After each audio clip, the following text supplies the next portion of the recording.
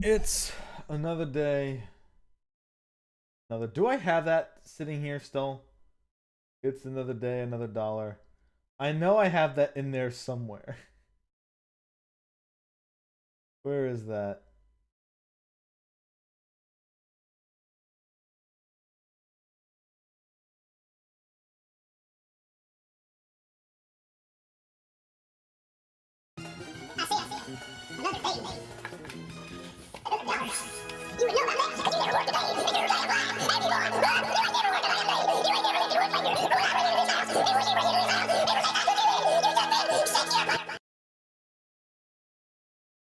Uh, I said, another day, Another dollar. another dollar. You would know about that, cause you never worked a day in your damn life, have you, boy? Huh? You ain't never worked a damn day. You ain't never lifted one finger for what I bring into this house, and what you bring into this house. Ever since I took you in, you just been sitting here. All right, so today is gonna be a classic stream. A classic stream in two senses of the word. The first, it's gonna be a classic stream because I'm gonna be doing a randomized nuzlocke. Other classic stream. What was that? Don't worry about it, Fire. That was nothing. It was not a damn thing. I don't know what you're talking about. Mass hallucination. So part of the classic. Yeah, it's an old ass video. Uh, so it's gonna be an old stream in two ways. One, randomized nuzlocke, classic content. Everybody loves it. Other thing is a classic, not from my streams, no, but a classic from other streamers. So we are going to start today off not with the game. Oh no. That would be fun. We're going to actually start it off with Microsoft Paint. Also, get the fuck out of here. So, as you can see in the title, my job suddenly turned to fucking shit today. And I'm going to use the classic Microsoft Paint to show you exactly how it turned to shit. So, I work for a business that sells point of sale. So, basically, register systems and all the programs that work with that. So, inventory, tracking sales, credit cards, yada, yada, yada. So, that's fine. So, the job that I do is for tech. I take the calls. There's a problem. Somebody calls me. I put in the problem. The techs go and solve it for them. Life goes on. So I started that job about 8 months ago now. No, 10 months ago. Sorry. It's almost, once it hits October, it will be a year. Or halfway through October, it will be a year. So the original way that we would take calls when when a caller would come in would be on a very classic, might have even heard of this before if you worked anywhere in the industry. Call here, and it's called Help Desk.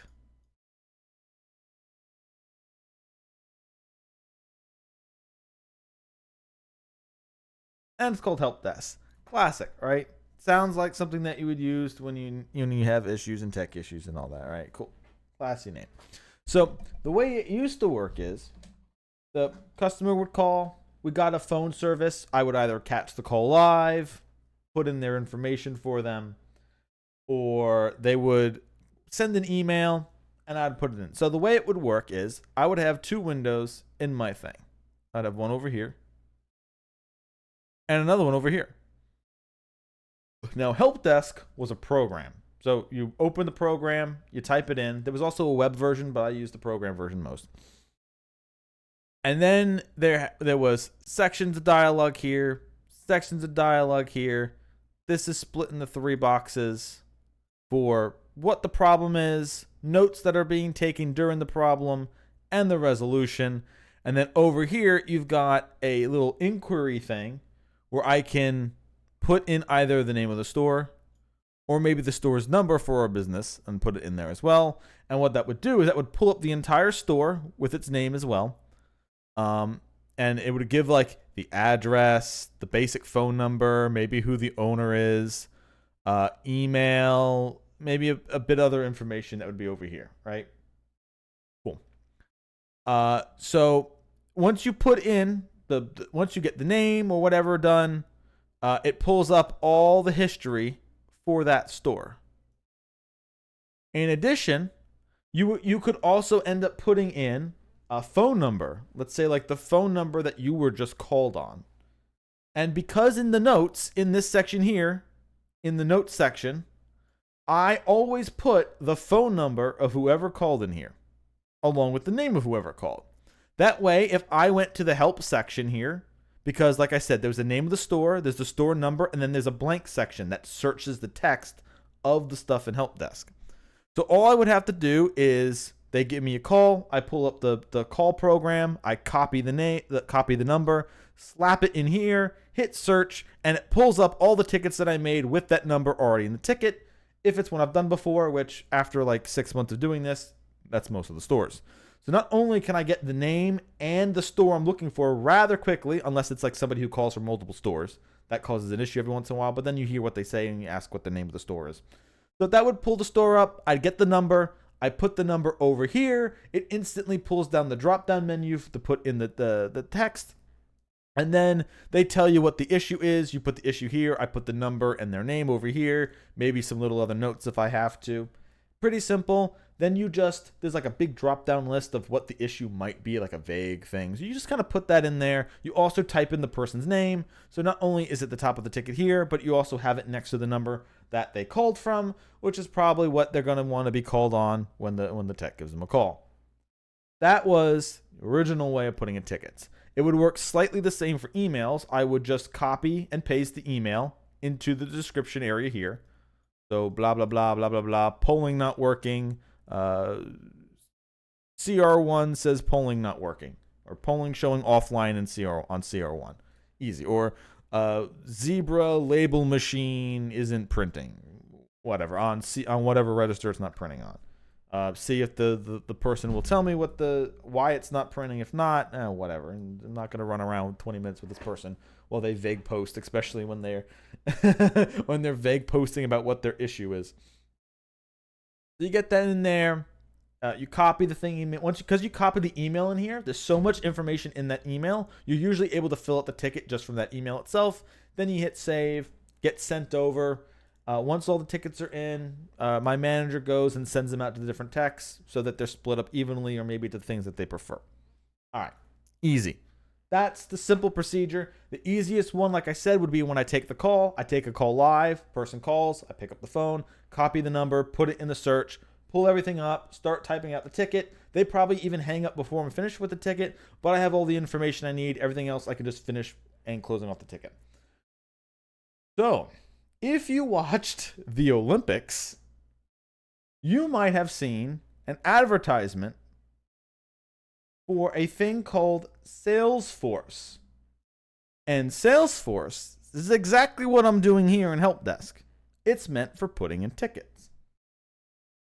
So, our place, since we're under new ownership, decided that they want to put everything that they have in Salesforce. All the other stores, all the stuff under the umbrella, all the other heads they have hunted are jammed into this program. And from what I understand, we're the biggest acquisition they've ever acquired. We're the biggest group of stores. We have over 1,000 stores in our entire library, while the other ones don't have as much. So the way this works is, this is a browser. Not a separate program, just its own browser. So it's got data here, data here, data here. So you've got all the different queues that you could possibly have, a bunch of different functions that you could possibly have. You've got the random stores are all little tabs up here, all the different types, all the different stores, all the different tickets, all a bunch of other nonsense, all jammed in these little things. All, when you touch them, clicks down, drop down menus to pull up everything else. So let's say I talked about the easiest one for me to do before, when I take a live call. So they ported all the information here from Help Desk into Salesforce. Okay, sure. I go and I click new ticket. New ticket opens up a window in the middle of the web page that I'm already using. Boop. Opens up a separate web page. It then says name of the issue, caller from the issue, and where they're calling from. Now, before, I would have like a little separate window over on the side where I would type in the phone number that I had, pull it up. Sure. If I type in the phone number who I had here, it doesn't work in the store. It doesn't work in the person's name here. So even though I spent all this time putting all the information here and they ported all this information over here, none of that is something I can pull up. So basically, I need to rebuild the entire customer database right the fuck now. So I get the call or whatever. I ask them what store they're from. I can start typing in this field of the store field what the store's name is. In this one, if I started typing in booze barrel, let's say the store's name is Booze Barrel. If I typed in BOOZE, there would be a quick pull up of all the ones that start with BOOZE. Or even if I type BO, it would start with the B's and it start with the O's and it would give me a small drop down list. So there wouldn't be that much there. I could type in whatever I'm looking for and it'll pull us up real quick. This has not only our stores, but all the stores that all the other POS systems that they own underneath this umbrella in here as well. So it's not localized to just the stuff that we have. It's localized to everything. And this thing is apparently running on some kind of search engine or some kind of AI thing, and it's dumb. It is so dumb. I could type in booze here, and it will just start pulling up a lot of bullshit. And it only opens up like maybe 5 stores or so. And I can type in Booze Barrel, and then I'd finally find the thing. There you go. But if I typed in booze, if I typed in it slightly wrong, unlike Help Desk, which would recognize that there wasn't a, like, let's say if I typed booze with 3 O's, Help Desk would recognize there is no store that has BOOO in it, and it would stop me at that second O, and it wouldn't enter that field any further because there is nothing that would match it if I did it. And then I'd go, oh, it's not 3 O's. That's why I'm typing it wrong. It's BOO. Or if I typed it BOZE instead of with the 2 O's, I would have typed BO, then I would hit Z, and it would have not progressed. And then I went, oh, I'm not spelling booze right. I hit the other O, and then it would bring down the drop menu. So that's the first annoying part where it just starts throwing up let's say what the one store that we're using is called Booze Barrels, and the other one is called Booze Barrels to Go, and that's like literally buying barrels. That fucking shop will show up right underneath the one I'm looking for, and it's like, okay. Make sure not to click on that. In addition, let's say Booze Barrels had 3 different owners. Well, now Booze Barrel, if I was doing it in Help Desk, would normally have a customer number attached to it. And if we look at the biggest customer number, that's usually the store it is. When I pull it up in here, all it shows is the name of the store and the phone number. Now, if I tried to do this if I tried to put this in a different way, let's say I missed the call and it went to voicemail, the voicemail would go to my email. The email would be instantly made into a ticket for me. If I went to find that particular ticket and I typed in Booze Barrel, I could then go and click on that store. It would pull up a bunch of data and show me if that store is currently active in our system. When I'm entering a new email, not one that was entered automatically for me, it won't let me look at the store's information, so I don't know if it's the correct fucking store or not. I have to be like, oh well, I'll figure that out in another window. So there you go. The customer tells you the store's name, type in the store's name, hope it shows up really quick, hope you type it correctly or it's not going to show up instead of it like correcting for you or you put in the first couple of letters, because that's the other thing. If I put in BOO, this thing will be like, oh, I have no idea what you mean. You could mean people's names. You could mean, what if this is part of a slogan that was used one time in the store? Let's pull up that store. And instead of just like, yeah, anything that's the store's name with BOO, pull that up. No, like, oh, well, the second word in this store's name has BOO. So maybe you mean that one. Like maybe it's a Halloween store. Like what the fuck is this? So the other one that you have to do is then the customer name. Normally in help desk, I would just type the customer name in, and then I would add the customer name and the phone number. There's your contact for the call. In this, you need to generate the contact. So none of the information that I have is already in there, so I got to figure it out. Now, I can't simply type the person's name and then have it in there and then maybe put their name and number in in itself, like I would over here. No, I put in the name, it opens a drop-down menu. I got to go into the drop-down menu and I got to go, is this person in our system? Because some of them are. So you got to try the phone number. Phone number didn't work. All right, maybe I should just create the person new. So you go and you create the person new, you put in the phone number, you put in the name, then you go and it looks like, and the thing goes, oh, no, actually there is a person who has the same name and phone number in it. You should use this information instead. Sure, whatever. You click the button, you put that person's name in, or you create the contact fresh. Of course, it only accepts the last name, but I get the first name. So I can fill in the first name, but it goes, well, you need a last name as well. So I just put a period in there now, just to whatever. Just to fill it out and keep it moving on. So there you go. Now that's me finally getting the store to where it's supposed to be. And once again, this is a fresh ticket. This works completely different if this wasn't a fresh ticket.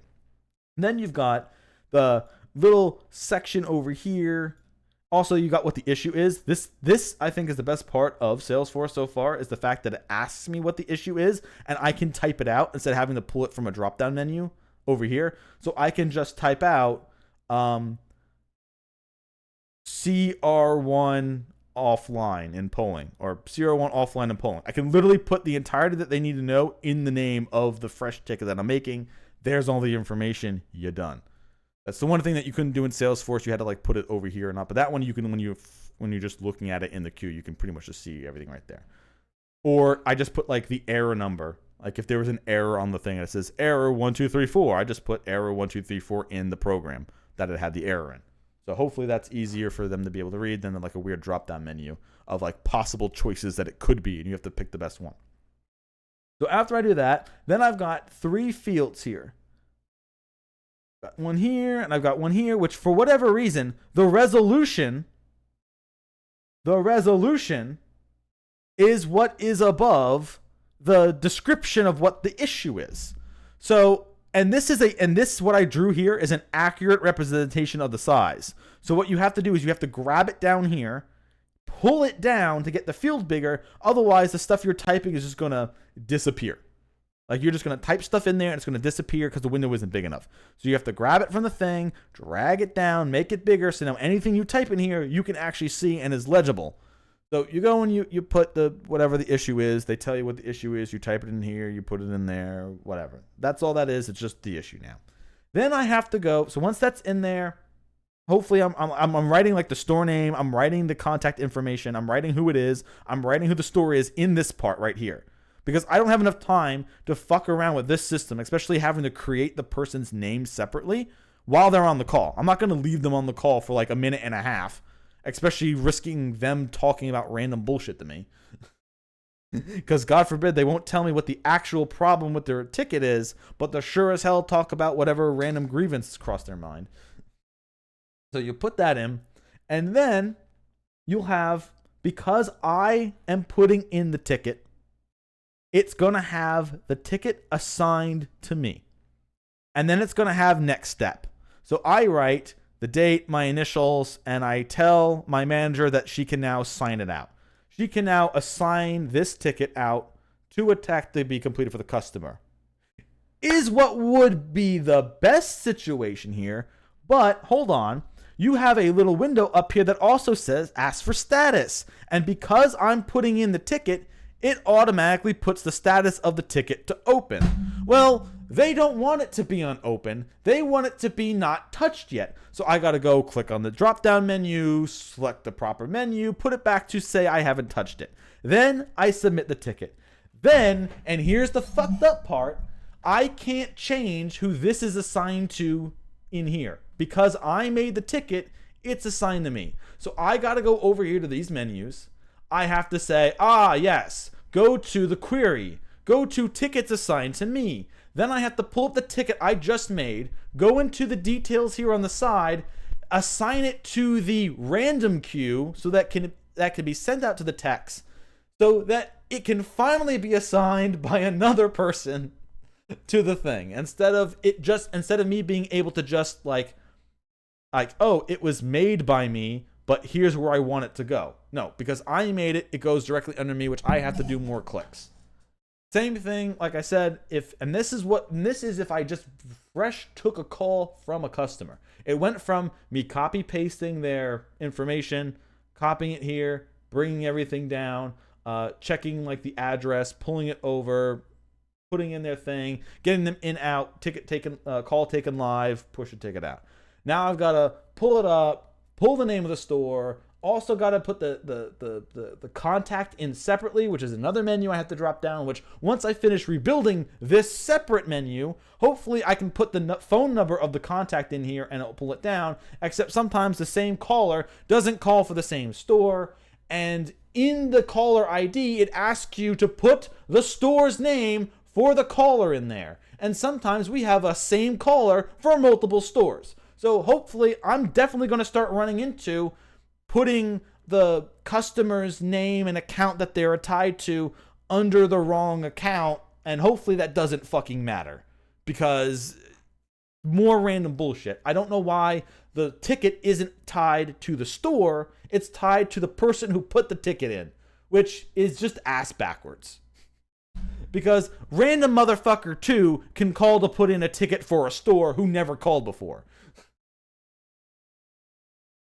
And that's not also mentioning how many times I have to click through the queues. Like, let's say a customer calls and they say, hey, I put in a ticket 3 hours ago and it's not resolved yet. Tell the tech that I would like my ticket resolved now. Okay, so before I would take their phone number, slap it in help desk, it would pull down the store. I would instantly see, because that same customer, I would have used their number before, I would have seen the ticket that is open. I just double click it, pull it open, and then I look at the customer and I go, yes, this was your issue. I see, it was assigned to blank. Sure, I'll give them a heads up right now for you. Okay, goodbye. But in this, I have to go to, all right, what store did they call from? Pull down the drop-down menu, pull up the store, go to open cases for the store, open the cases for the store. Then I have to look through the time where it was assigned to hopefully find the one that I'm looking for, open it up. Then I have to go and put in a separate note section just to put that separate note in there. And then I have to go and tell the tech. Well, normally I would just pull the case up here, get the case number, put it here, type in my little blurb, and then inform the tech. But I got there's just so many extra clicking windows that I have to now put in for everything. It has tripled the amount of time it takes for me to put in a live call. Live calls used to be the best way of taking calls. Not only did the customer know you instantly answered their question or put in the ticket, because they didn't have to call, leave a message, and then you call them back however long later and tell them that you now made a ticket for them that the tech will now again later call them back for.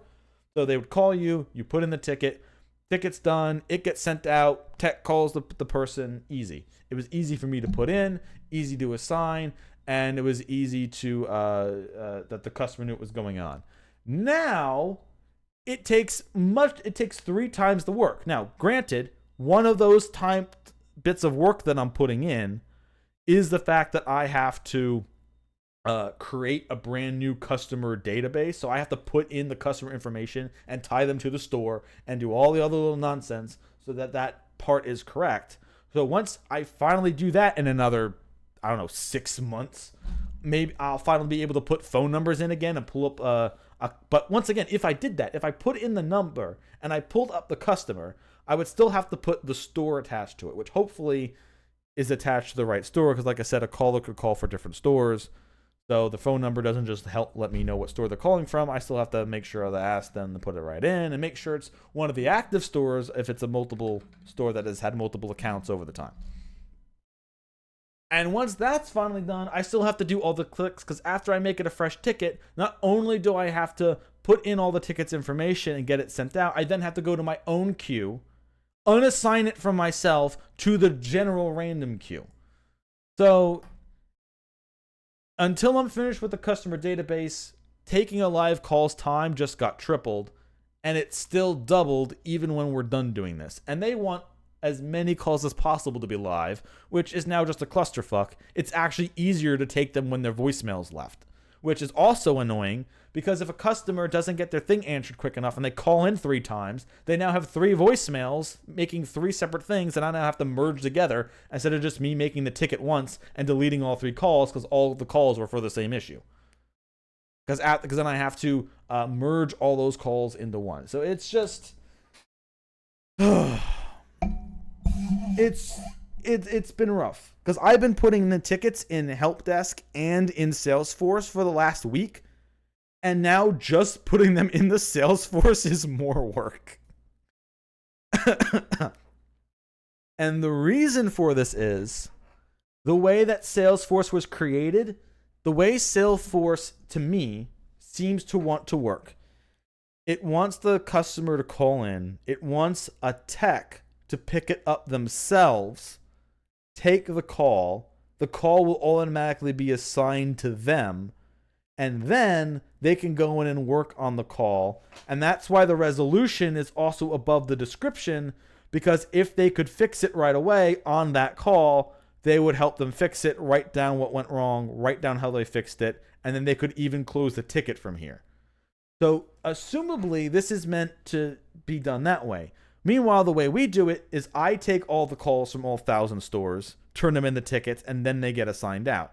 So these two, like, if you wanted to describe it as, like, this is the square and this is the circle, and we're trying to put our circle in the square, that wouldn't be correct, because right now, it's the fucking star-shaped. We don't just have to sand a couple edges off and it fits through the square regardless. No, we have to carve entire rivets out of this circle to jam into the star. So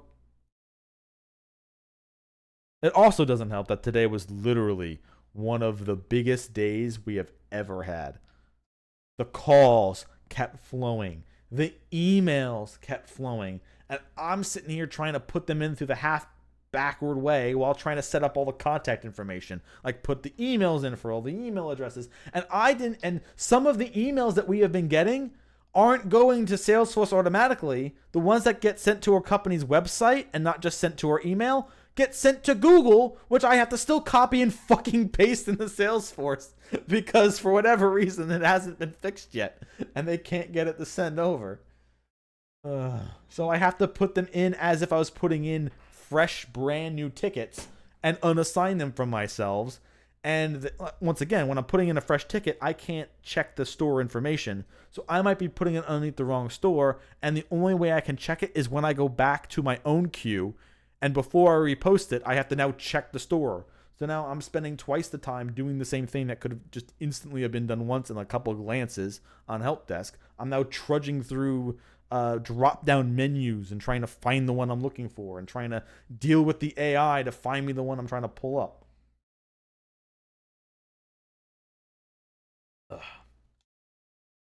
So today was a clusterfuck. The only good thing about today is one of my coworkers who used to help me out every once in a while because she had a completely different job. She now apparently doesn't have that part of the job anymore because they do like Zoom meetings every 5 fucking seconds. I swear to God, there's not a single executive who works in that thing who's not just on a meeting, just jerking off the entire time going, oh yeah, I have a busy work schedule today. I have to tell a couple people to do things and then I'm just in meetings the entire time. Like, oh yeah, that was it. We also had a meeting today as well. And it was our 3rd quarter meeting. So the owner of the entire thing shows up and goes, we have to make sure things are good for our investors. That's what we had a rocky 2nd quarter because we try to do too much. But now we've got money incoming and we acquired a thing. So we're just hoping everybody makes good money for us. Make sure to keep everything good. And I'm not exaggerating in that either. By the way, let me pull up the CEO of AI and let them talk about how great AI is going to be. And it's like, fuck. It's an hour. So they're sitting there giving this fucking they're just literally just sitting there jerking each other off about the company and whatever is going on and making money and making sure that we keep working for them and whatever. Meanwhile, I'm putting in emails. I'm sitting there just putting in emails because I'm just muted on a fucking camera. I'm just staring dead-eyed into the fucking thing being like, kill me, kill me, kill me, kill me, kill me, kill me, kill me. While I'm putting in these fucking tickets and learning how to put them in from the emails and transfer them over. And of course, once I'm putting in those emails, several of them don't have enough information for me to put in without calling the person, which I can't do on the damn call. Although I guess since I'm not talking, none of them are going to fucking care for their fart sniffing session.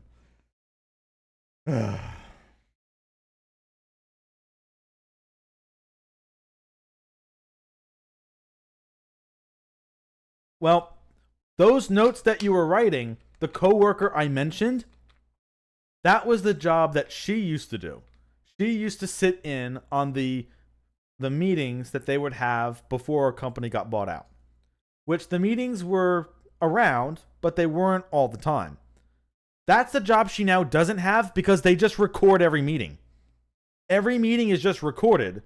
So you don't have to act. So the thing you just mentioned, Fire, is not something you would have to do because they just record everything and that's it. That's why the person I'm doing doesn't have to, is now helping me with my job, which is the only good part because now I have two people doing a job that is now taking me twice as long to do. And if I was doing the calls live like they wanted, it takes even longer to do it live than it would doing if I let it go to voicemail.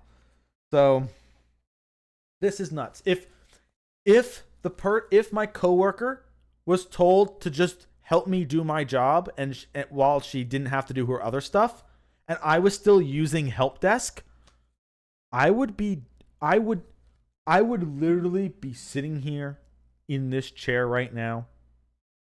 And I could play like classic World of Warcraft or something while doing my job. Just keep the volume off. Just do something with no volume. If me and my coworker split all calls and emails in half, yesterday was like the last, like we had an oasis yesterday, right? First hour of the day, no calls came in. The next 4 hours of the day, all the calls came in. Couldn't stop, nonstop. I'm putting tickets in both things, flying around. The end of the day, 2 o'clock came around. 2 o'clock came around, and no calls came in for an hour. 3 o'clock came by, 1 call came in. 4 o'clock came by, 1 call came in. That was it. It was just 2 calls. Imagine me splitting that like in half with my coworker as well. It would just be, calls would be wiped out. Once we get her accustomed to taking live calls, almost every call would have been live. We would have had them all in there. Emails would have kept getting done really quick because once you get out the first in the morning, finding them when they first pop up and just snagging them really quick is easy. We probably would have made like one. Anyone that comes from the website, you put in. Anyone that doesn't come through the website, I'll put in. Unless you have a question about it, then ask me and I'll probably put it in anyway. Like, oh, that was like that would have been like having someone else to permanently help me would have made all of our cases just slide in so quick to the point where if they wanted to start assigning me extra work, I probably would have easily have had the time. But putting everything in Salesforce, now it takes the two of us to do what I was doing solo slower with 2 people. It sucks. I don't know if this is going to improve. The only thing that I'm going to assume that they are going to slowly phase out my job and make it where the techs start taking calls live, because they've already started mentioning stuff to me like, oh, we'll make you like a baby tech or something like that. Well, you'll get maybe small calls or things that they can fix right away. However the hell they'll determine that.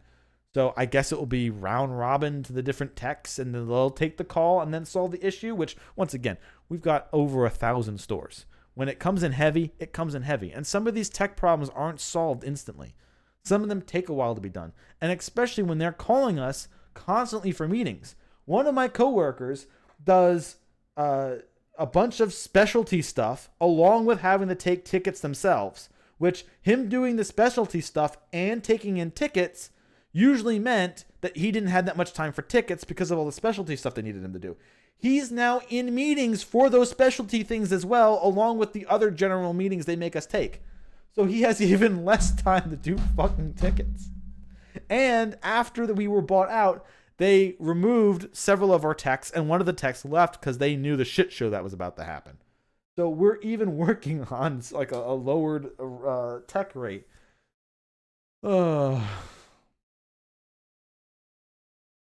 It's like the moment we got bought out, and like because we were bought out right in the summer, and the summer is like a heavy traffic period.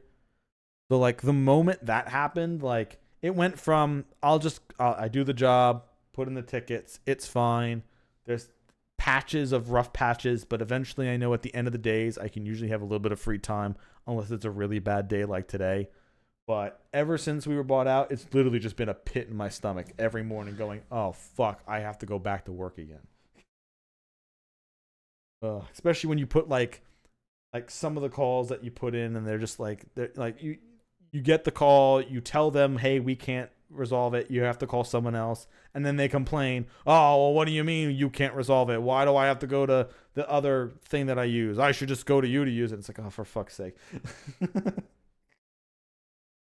But that's the normal easy stuff, like just dealing with whoever's on the end of the phone. Some of them are assholes, some of them are nice. A lot of them just fall in the middle where they're just like, yeah, get it done, I don't care.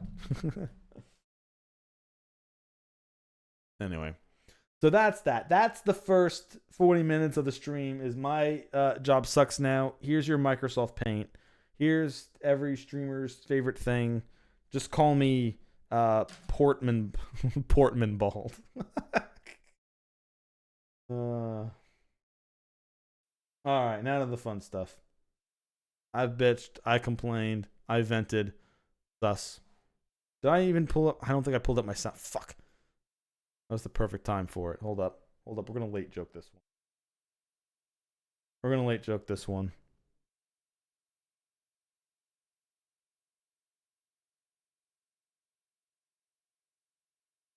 Did I have it under? What did I even have it under? Dead Control, Dead Acute. The fuck was that one again? Nope, not that one. Me, Austin! Oh, son of a bitch! What? It's me, Austin! It was me all along, Austin!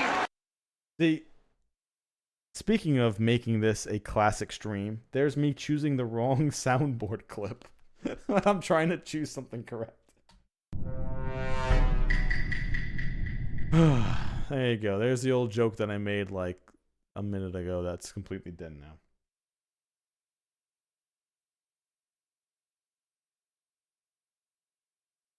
I don't know how long it's going to take for them to slowly change the way this is done, but I can't take another day like today. We had all the calls, all the bullshit, all the emails, meetings, a bunch of nonsense coming in, just flooding.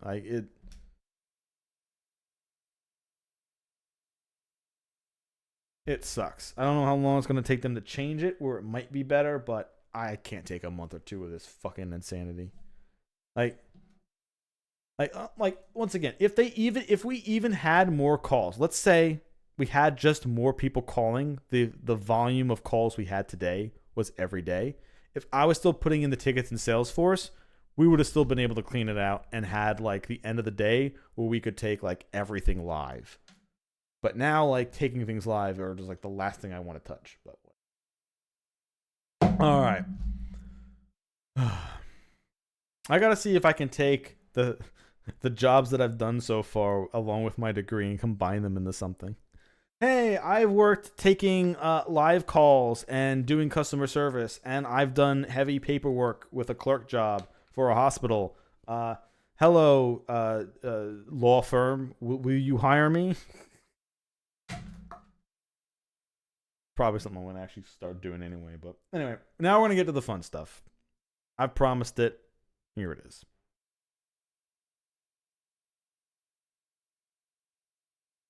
Open ROM. Open door. Platinum CBT. Here we go. Hey, cool. I don't have to mess around with the screen. Is it?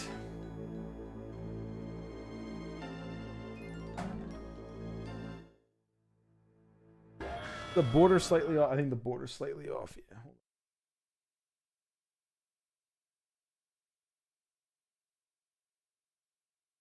There we go.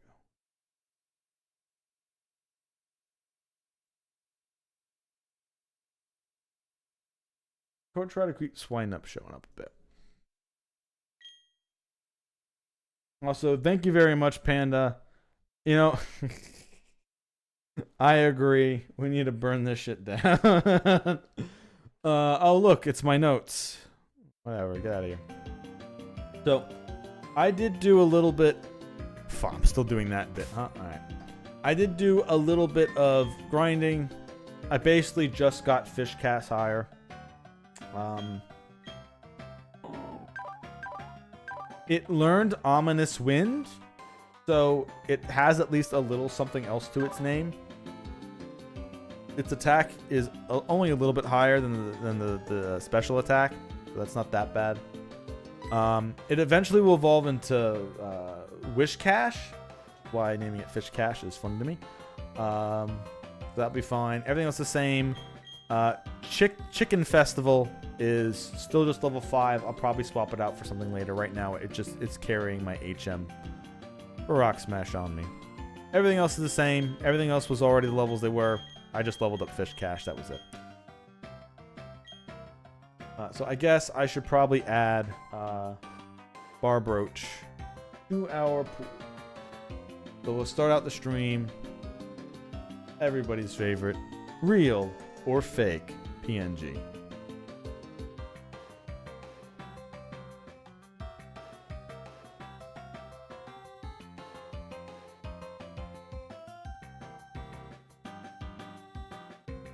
Let's see here. We'll know to avoid Pokemon.com because that one will always be correct. Thank God. Fuck, I'll put this bit to rest if I can just get these images clean every time.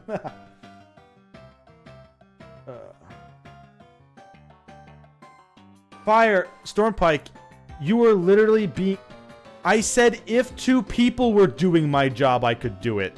Jesus fucking Christ. Little baby running away. Oh, he mentioned it about his job. I have to run away. I said if 2 people were doing my job, I could. God damn it. Jealousy my ass. Part-time. Don't even give me that shit.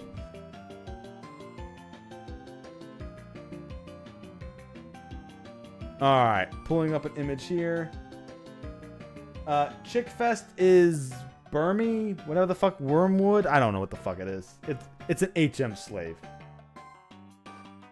It's basically, I opened up international.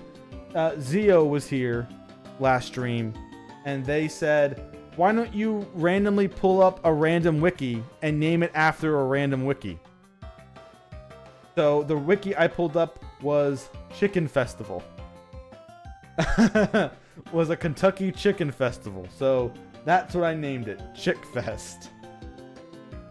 Alright, speaking of which, real or fake? Let's find out. I don't think this is real. You know what? No.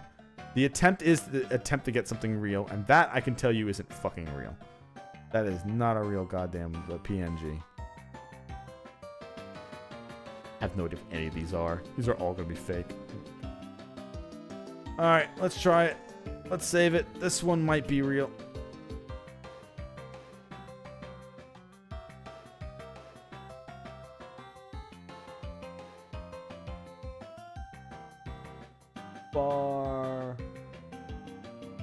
Bar Brooch? Whatever, however the fuck it's spelled. Who gives a shit? Let's pull it up. Where do we got it?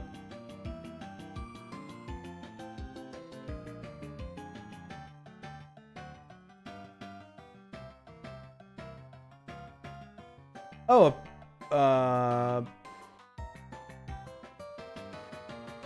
hey, it was real. Fuck yeah. I did not expect that to be real. It had when I copy pasted it, it had a white background, not like the white and gray checkered one. So I thought this was just gonna be fake.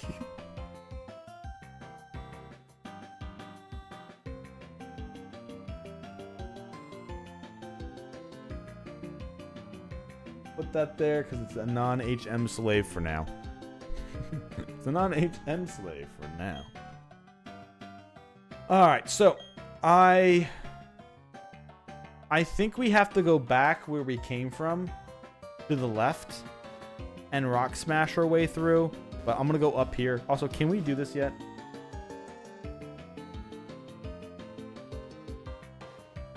Can we resurrect them yet? But not yet. All right, jackass. Just let me do it now. I have a fossil already. I want a level 25 Pokemon right now. Alright, this is a whole brand new route, so we can actually capture something here. Bell Tolls is one of our... Actually, no, Fish Cache is pretty weak. The Fish Cache is pretty good for capturing stuff as well.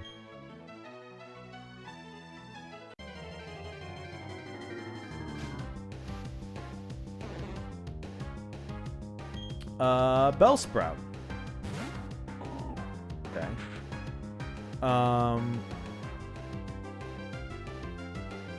I might actually kill that.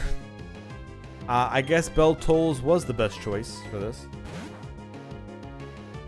I can Giga Drain it for double negative damage. Oh, look, more fire.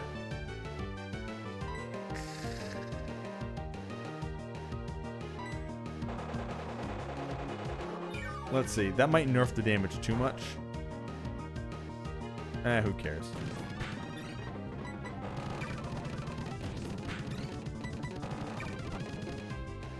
And it crit.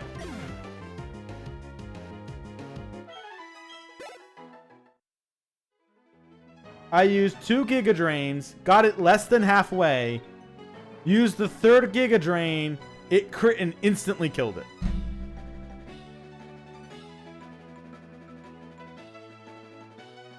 Sad for you! I need to turn the volume down of these clips. I think that was way too fucking high. Holy shit. That one blew out the yellow on the thing. Holy hell. Is it even a thing I can mess with here?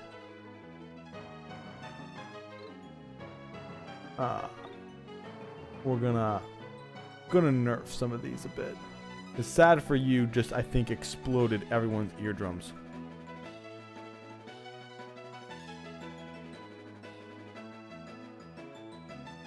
Sad for you! There we go. That's much more acceptable. It still should be one of the louder ones, like... Well, That's My Boy is really low, unfortunately. How about... Can you even hear die anymore? Shit. Yeah. Oh well. Audio levels back up to normal. Sad for you's gonna fucking nuke your ears then. Oh well. We tried. Die. Die. Die. Much better.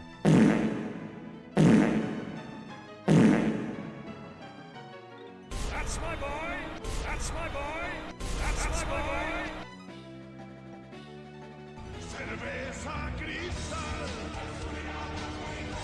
Alright, so unfortunately the first capture of the day on this route decided it wanted to die to a critical hit. So, no not horsey. So, no Bellsprout with Heat Wave.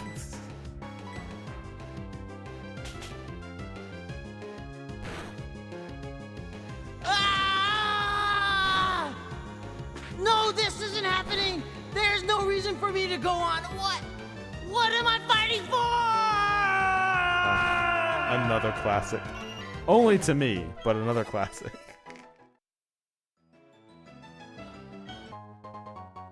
Hey, Black Sludge. We just need a poison Pokemon for that.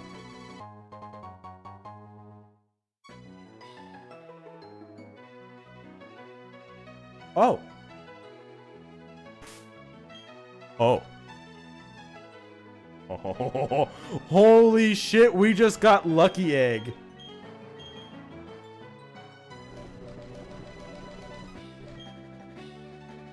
All right, we just hit the jackpot.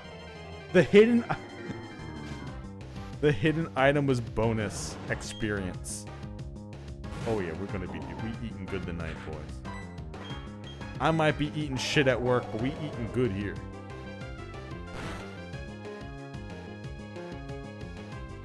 Oh, it has Volt Tackle. Okay. Thank God we cheated. Thank God we cheated that and it missed. Do not fight Tangela. Wait. We're ground. Wait a minute. Wait a minute. We're ground, right? Oh yeah. Oh yeah. We can't even be all right. You know what? We're fighting all the Tangelas. All the Tangelas. All Tangelas shall fall. We'll crush them all. This has a fire attack, not a grouse attack.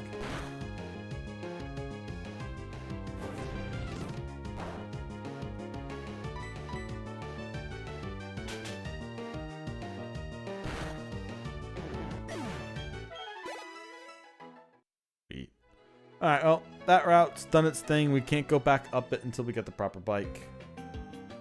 So we'll heal up, and then we'll go the proper way. We'll be able to catch some new stuff.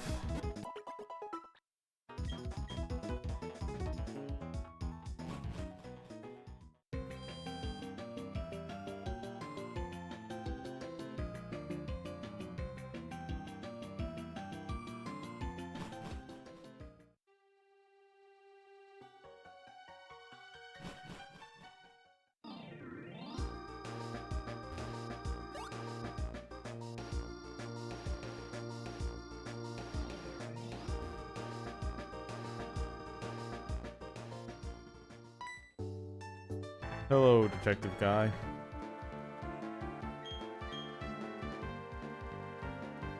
No one's shady in Jubilife, therefore I'm taking my investigation elsewhere. Alright, see ya. Did they add him for Platinum? I don't think I remember him. And oh, hey, look, the enemy gang finally re-emerged. No. Professor Rowan, you must comply. Don't worry, Professor Rowan, I've got your back.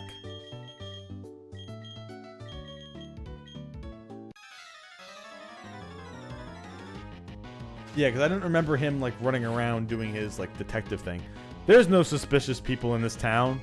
Walks away. Meanwhile, Team Galactic is just sitting up here. It actually is me going slow. Okay, it's not me going slow when I go left and right. Because the screen is stretched so far down, it actually makes me go faster going up and down. The same effect happens if you were playing a Game Boy Color game on your Game Boy Advance and you wide the screen. It actually makes you run faster from left to right. So it's the same exact effect, actually. Also, what is it? Loudred and a Bronzor? Jeez, that is not fun. Ominous Wind Bronzor. Hopefully Chikorita can help me out a bit. Uh-oh. Not like that. Oh, it has Dragon Claw.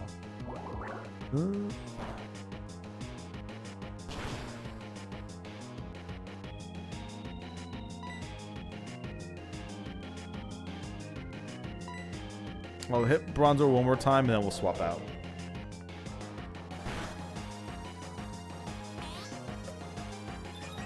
Alright, Chikorita's tanking up.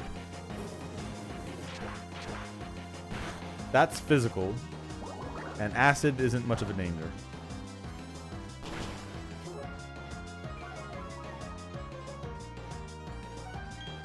We're gonna swap out before that gets too dangerous. Inevitable should be able to flamethrower Bronzor. But Bell's Tolls... Yeah, Bell Tolls can use its fighting attack on Loudred. Loudred has Dragon Claw, which is the most dangerous right now. Oh. Well, good job, Chikorita. Hopefully that does some damage. Did some damage. Oh, in time for Water Spout! That actually was the perfect time to do that to it.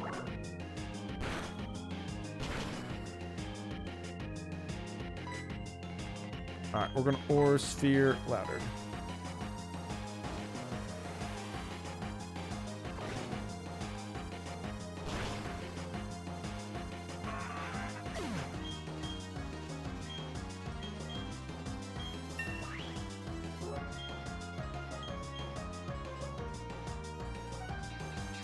Oh, fuck. Oh, thank God. It's fired at Chikorita instead of Bell Tolls. Thank you. We are not risking that. Inevitable should be able to just melt it with a flamethrower.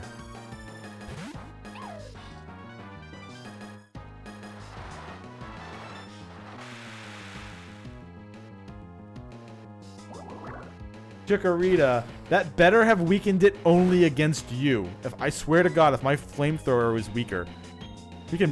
You know what? We'll boomerang it.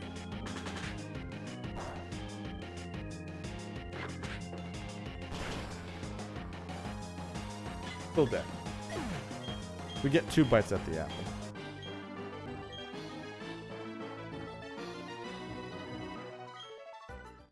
How is this possible? Losing the children?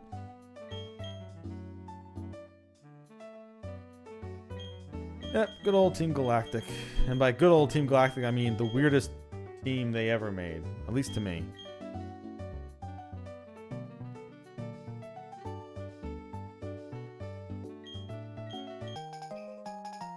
The fashion case. Yeah, speaking of weird things that they put in a gen that just, like, went nowhere.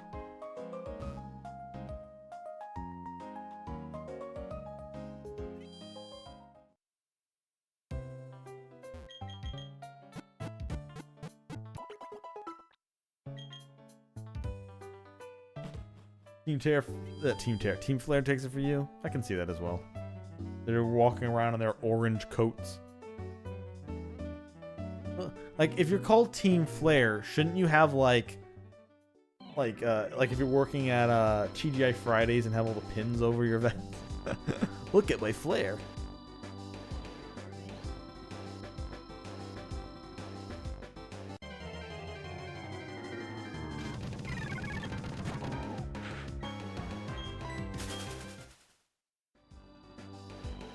Alright. We already caught something here in the Ravaged Path, so we can't catch anything new anyway.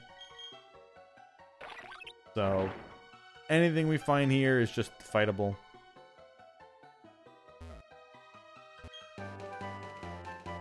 Okay. That's a physical attack. Is Shadow Sneak the one that can't miss, or is it the one that goes first?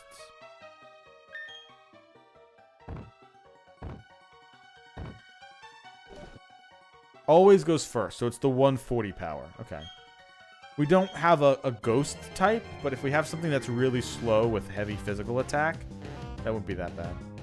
Yep, sorry, Slowpoke, we already have something here.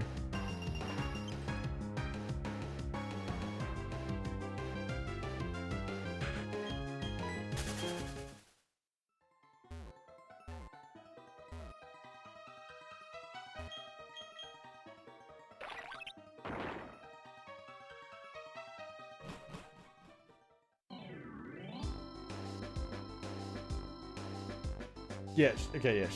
Shadow Punch is the feint of ghost moves, and Shadow Sneak is the mock punch of ghost moves. That's how I remember it. How dare you tell me to raise different kinds of Pokemon?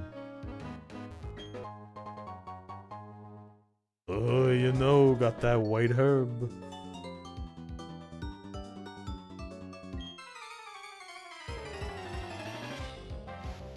Probably put on light in the background.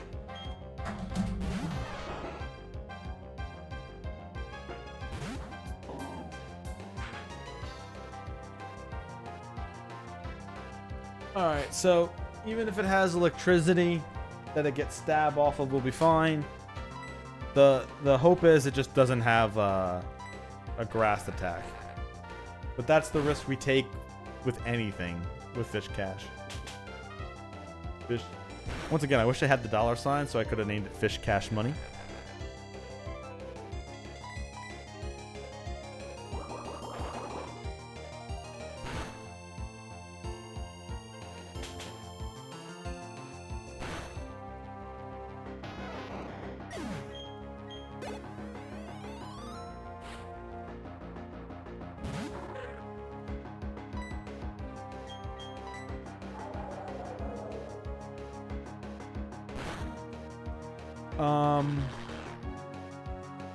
Yeah, water is neutral.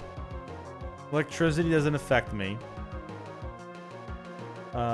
Ground's only weakness is water and grass. Water is lightning and grass. So, yeah. Yeah, the only weakness we have is grass with Wish Cash. Or Fish Cash.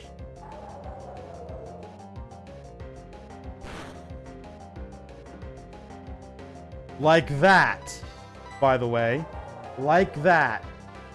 Like that seed flare I just saw. Thank you for missing.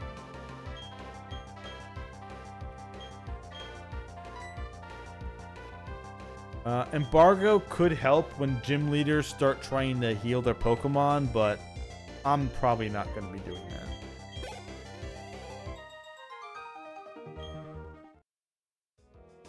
That's twice one of my Pokemon has almost been obliterated by a stray seed flare. Okay.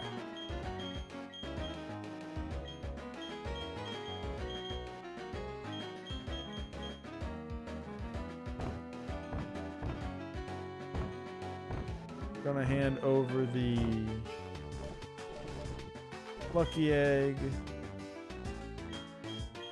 the Ray Gun, which will change its name again soon, to Earworm. Also, I haven't caught a Pokemon here, did I?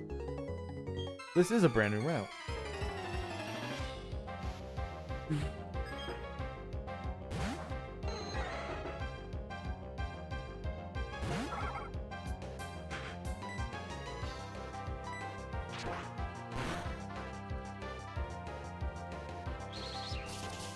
Nope. I guess it learned a new attack.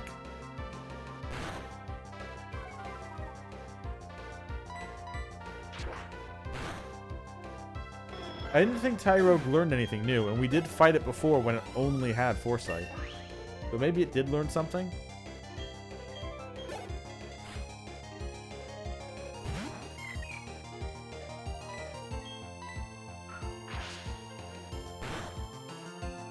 Oh, that's right. Azurill is normal.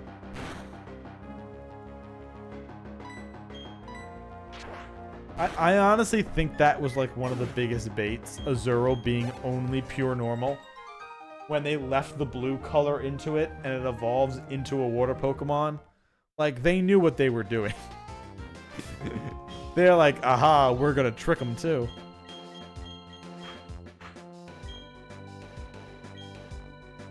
Fight this trainer before we go catch a wild. Actually, I gotta check this route. Is this route different than the one below it? What the f is this? Whoa! Whoa! Whoa! Whoa! Whoa! Whoa! Whoa! Whoa! Whoa! Whoa! Whoa! Whoa! Whoa! Whoa! Whoa!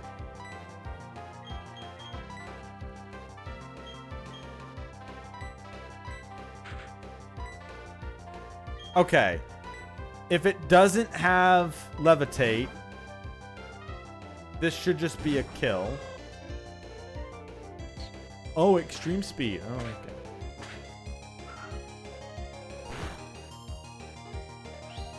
And Night Slash. Okay. Haunter's gone. Now, Gligar is part flying. Is it? Or is it poison ground? I always forget. And then so like the flying part is always just fake. I think that might be it. But it doesn't matter. We won't Boomerang. We'll Flamethrower it. Of course it knows Power Gem. Oh. Oh, okay, we're good. Bell tolls the special defense is awesome.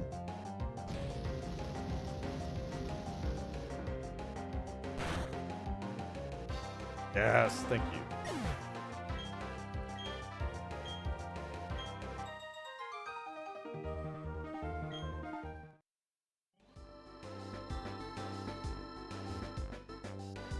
Route 204.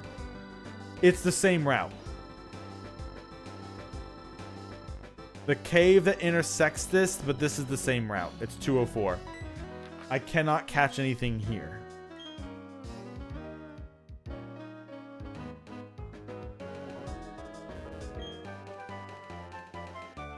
Okay. False swipe will help catch things if I need something to have that.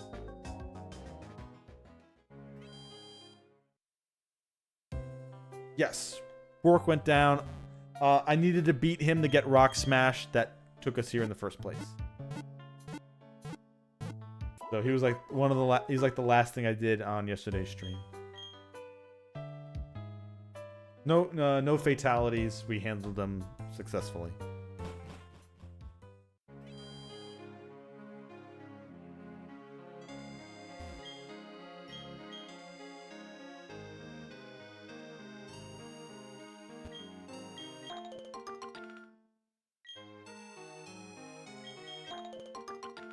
This is one system that I liked. I liked the berry system from the 3rd gen.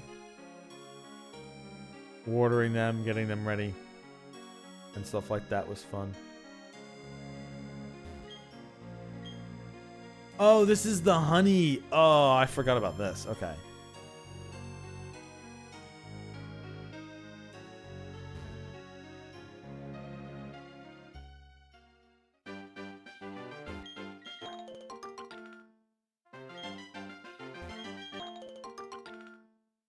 Having to use a web pit, yeah.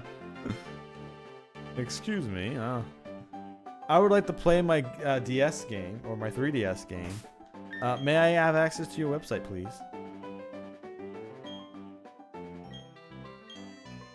Help, trainer. I want to see my papa. When the aliens came and kidnapped my father. Alright, now this is some catchable looking grass.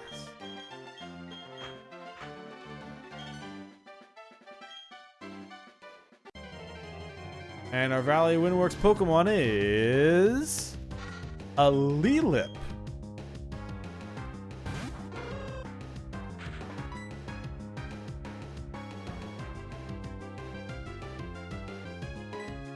So a grass rock.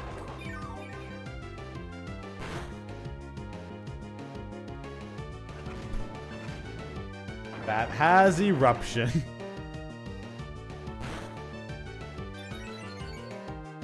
Why does everything have a strong fire attack? I'm not going to use the 3rd Giga Drain because I'm not risking it critting again.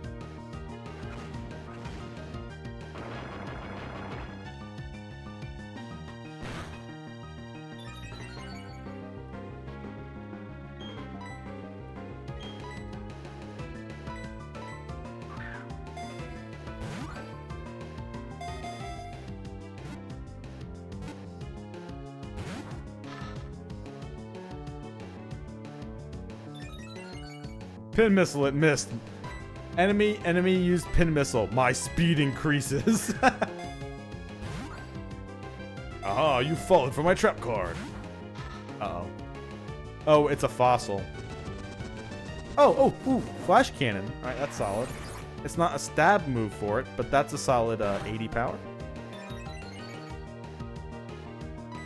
Alright, since this is a fossil, Dusk Ball. It is nighttime. Uh-oh.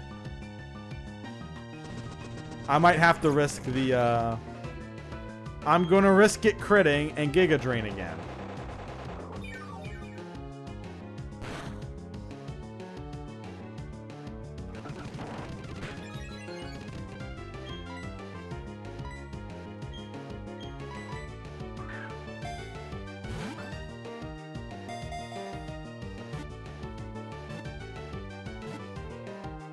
There we go. We just needed to do the damage.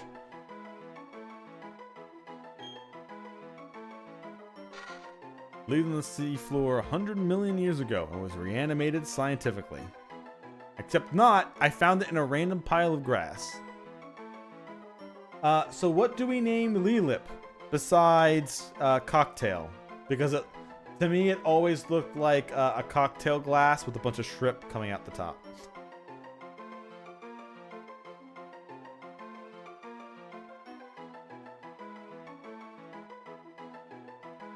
When it's actually like a thing hiding in a barnacle plant, one of those things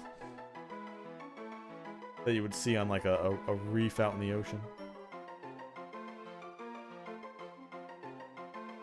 Chat, what you got for me?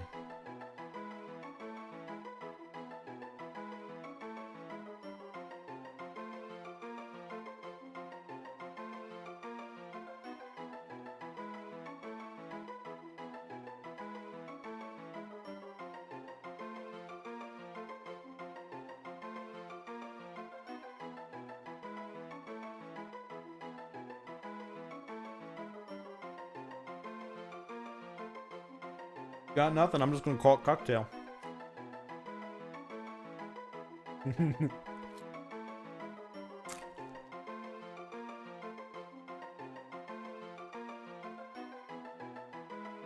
Chia pet? That works.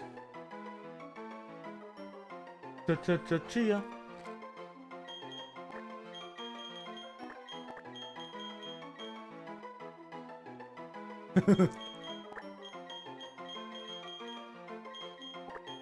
We'll keep it one word. Chia pet.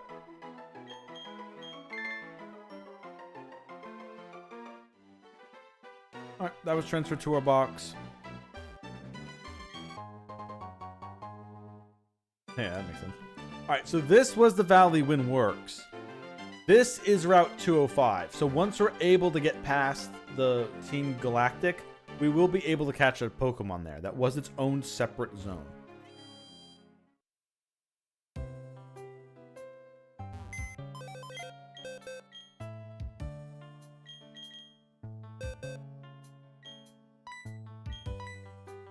Okay.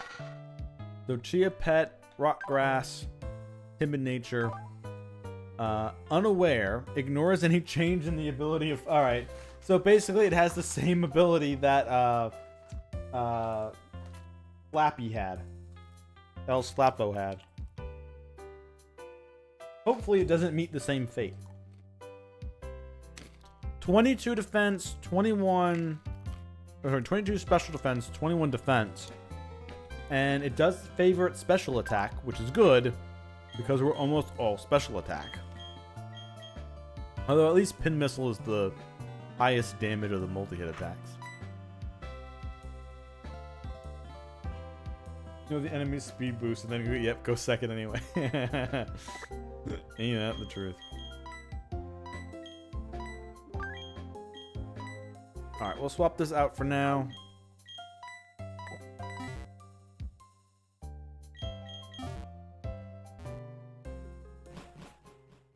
We might grind it up a bit later, but... Oh, let me heal. But we got some Team Galactic to fight. Luckily, we do have the nice, beautiful egg. So we do have a nice egg for leveling up Chia Pet.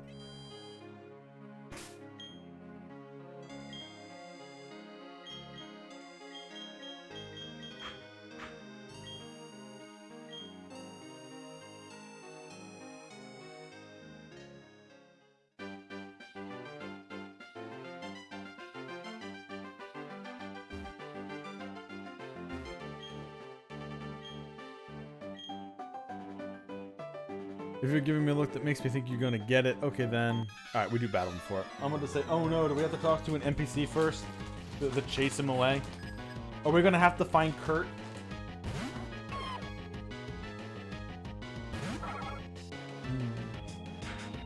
Okay, this could be dangerous.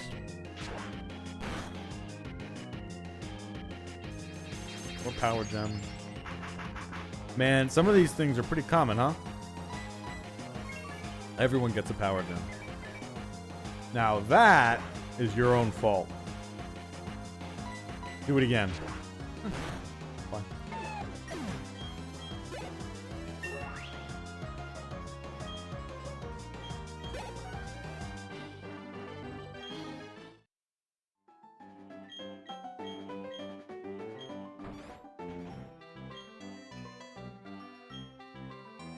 All right. Well, at least they're pretty smart. If I remember correctly, which I might not actually.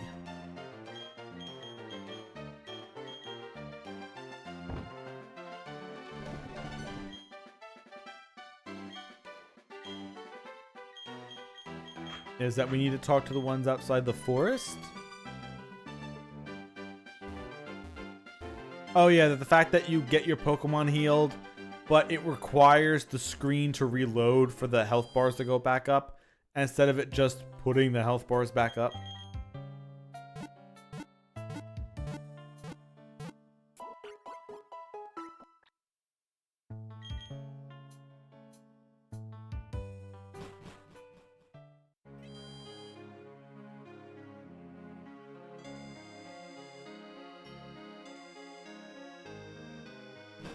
Yes, we do come in here.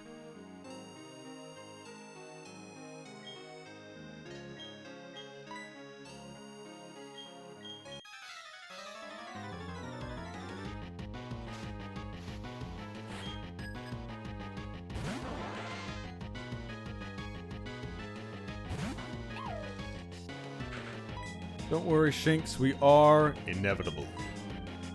God damn it.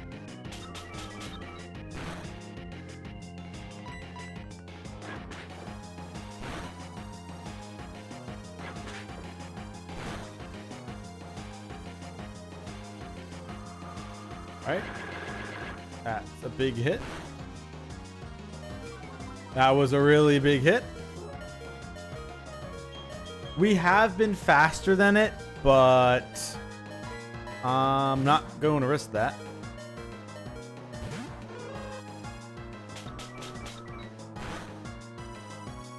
Oh, fuck off.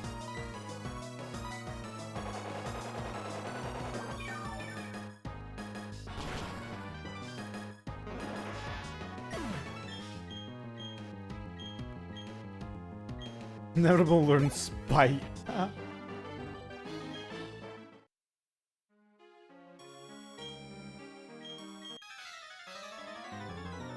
Alright, so this is where we're gonna have to worry about our... Now we're gonna actually have to worry about inevitable.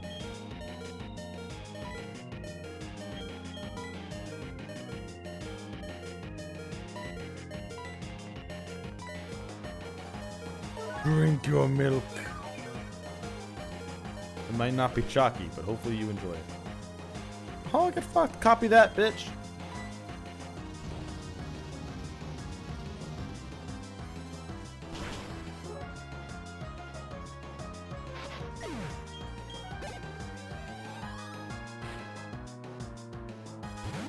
Okay, Whismur.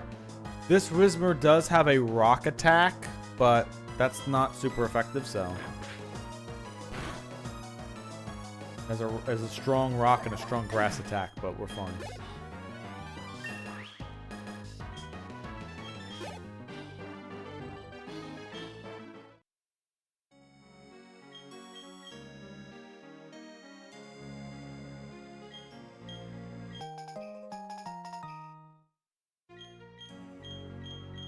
He lets me into the Windworks. Gives me a honey if I wanted to try doing that. No, I don't want to buy more honey. Do you actually run into Pokemon here? No, only something you can put on the tree. So we technically can get a Pokemon here. And it's legal.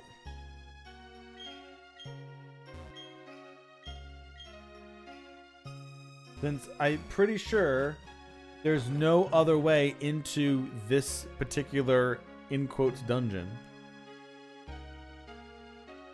Besides, like, up there. But I don't think there's any grass here. I think it's just a secret passage that takes you there and down. So if I put honey on this tree, we can use it to catch a Pokemon. Eventually. But we'll wait to see if I can find the path that takes us back around. Because if that is correct, then I will use the honey.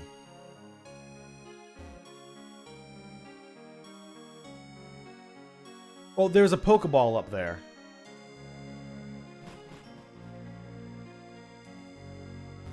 Which means we must be able to get there.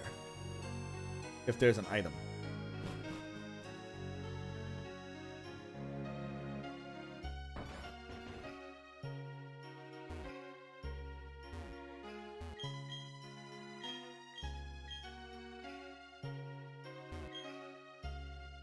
Yes.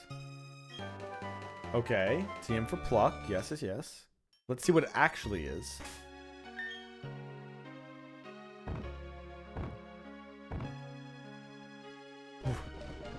Hear the roar. Do I have that here? Hallelujah! No, it's not that one. Holy shit! Where's the Tylenol? What did I have it underneath? Let's see. Oh, yeah. Disappointed!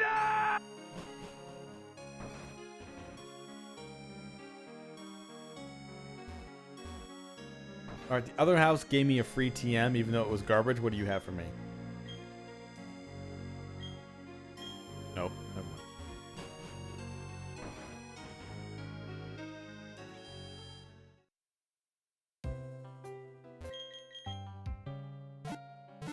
Why, do you think it ended because of the disappointed? Oh, for the hallelujah. Yeah, yeah, yeah.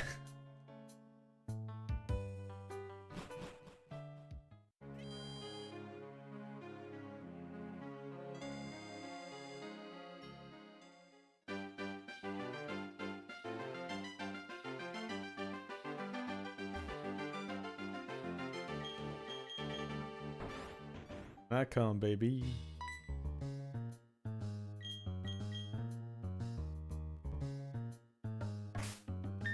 Hey, did you know a key item can be assigned to that button?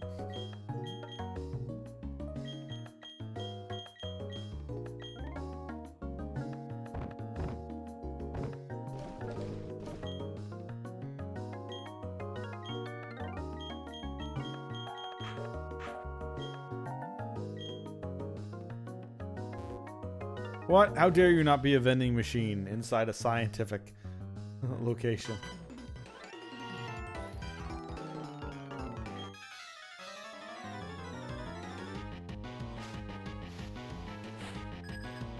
I don't know. Something makes me think you may be correct there, Stormpipe.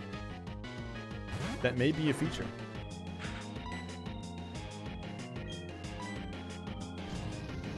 Alright, Meryl, what you got? Tell me nothing. I mean, that's not nothing, but it's not super effective. Fuck you. Of course.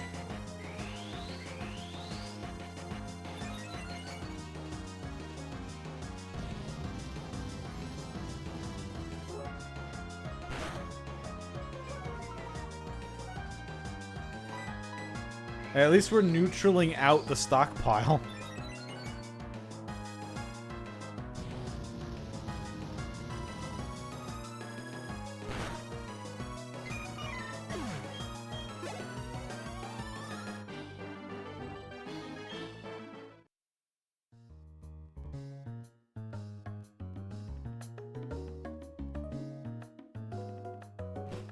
Does it have like a really high paralysis chance?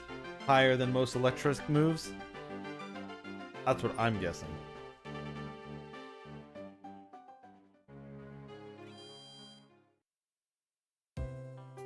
Normal types can't be paralyzed in Gen 1? Huh. I've never noticed that. I have played Gen 1 a few times in the original game. Oh, just by body slam. Huh.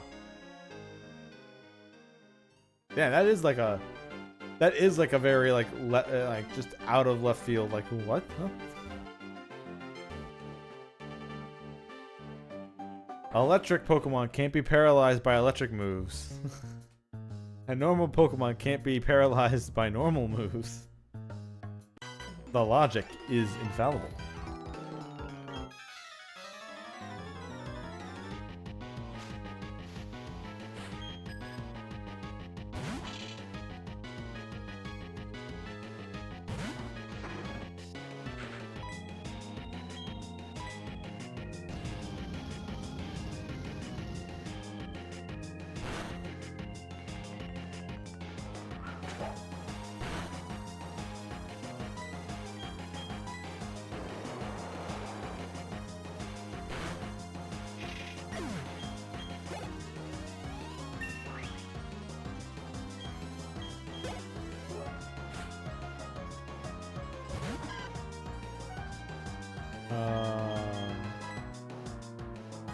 I don't remember what that thing did, but I'm gonna say no. I know it didn't have a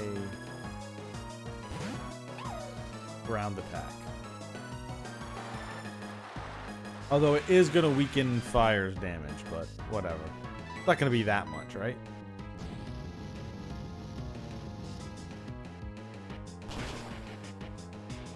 Ah, yeah. Oh, okay, we crit. Never mind. It probably was by a good amount.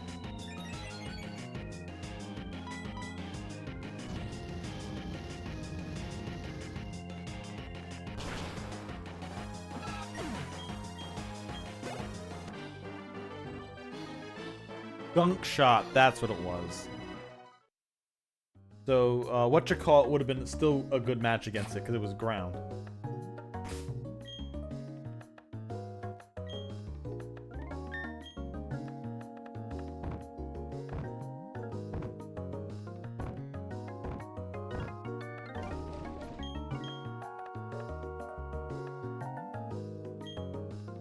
Why is check tag at the top?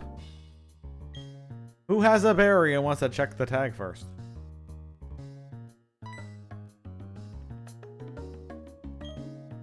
No, wait, I'm one of its 4 commanders. My name is Mars.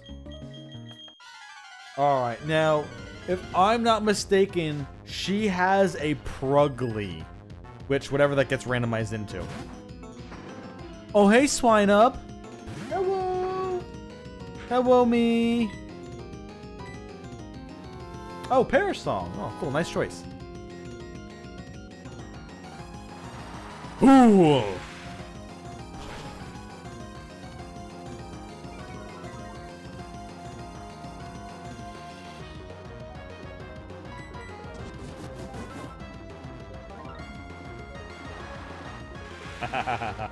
The AI doesn't know how to swine up properly.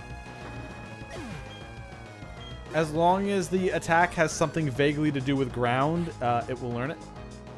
Oh, a Kingler! Oh!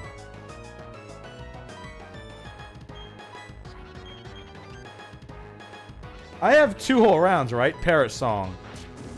Fuck. No! No! No! No! No! Come on! It was at full health! I could have Perish Songed it! That was probably the best choice to fuck that thing over with, too. The Perish Song it and then swap it out.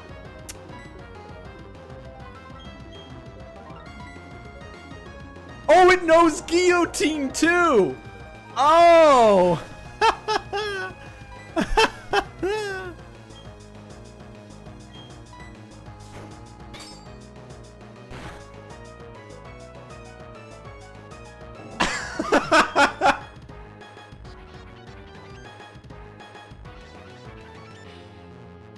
Why?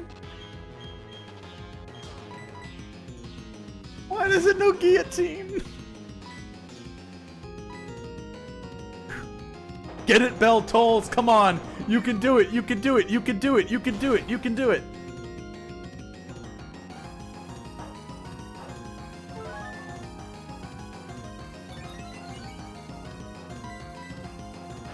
Okay, we're gonna be faster than it next turn, guaranteed. Oh, that's why it killed Swinub. It did that as a normal hit to Bell Tolls. Also, we should be faster now.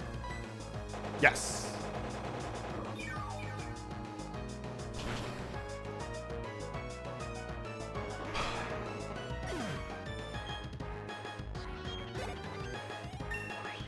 Well.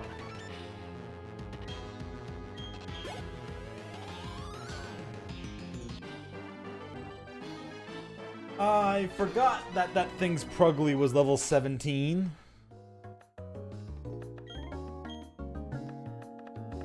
Let my child go.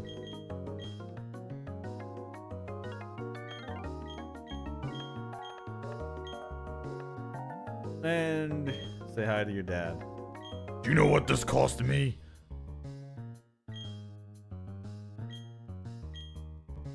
Balloon Pokemon appears in front of the Windworks, but he doesn't know which day.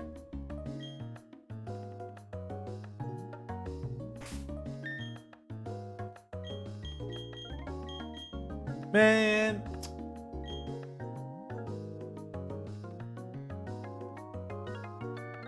I was all ready for that to be good too.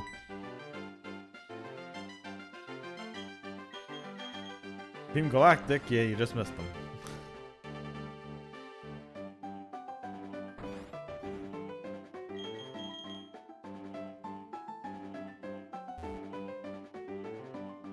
Yeah, you come here every day. How do you not know?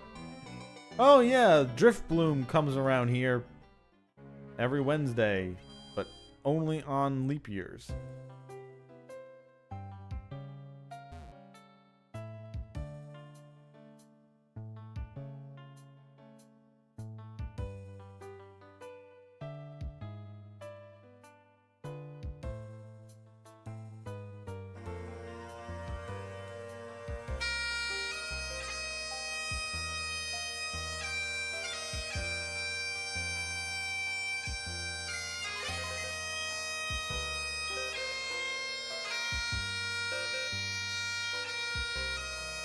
Fish Cash.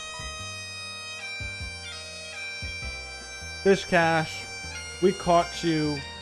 You're not really a super interesting Pokemon. Wish Cash is pretty decent, middle of the road.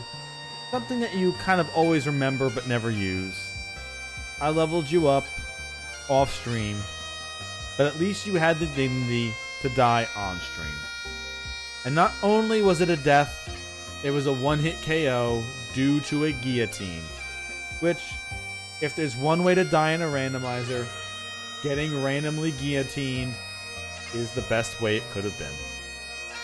At least you weren't killed by Soul or by Destiny Bond.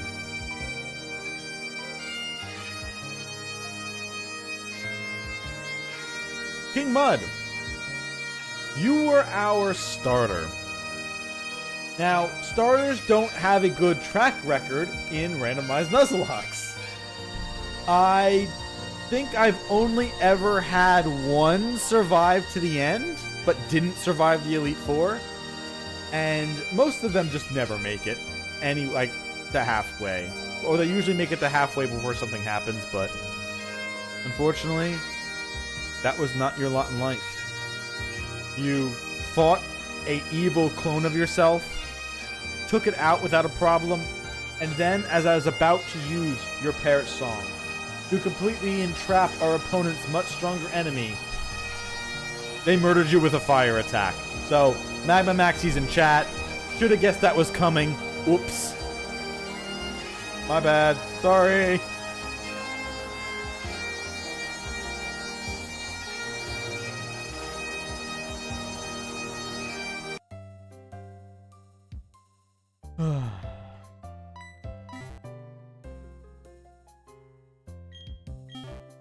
We can... At least the good thing about this is that we did not lose Bell Tolls. If a guillotine hit Bell Tolls, that would have been devastating. Bell Tolls is our true starter Pokemon.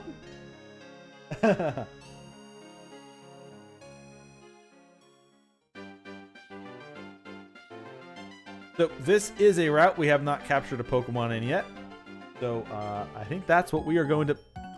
After these messages. After these messages.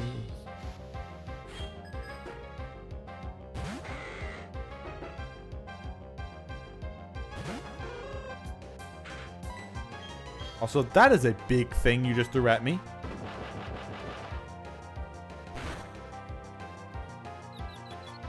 Of course.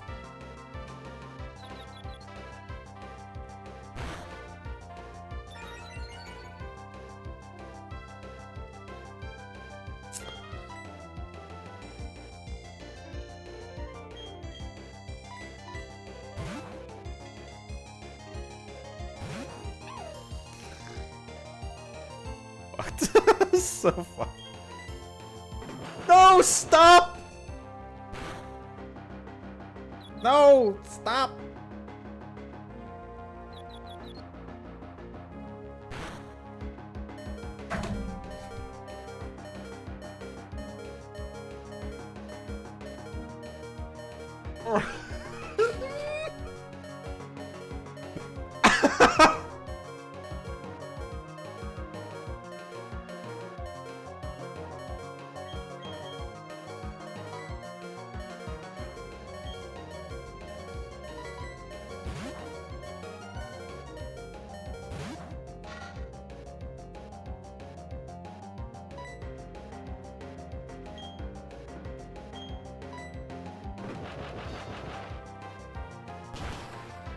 Come on. All right.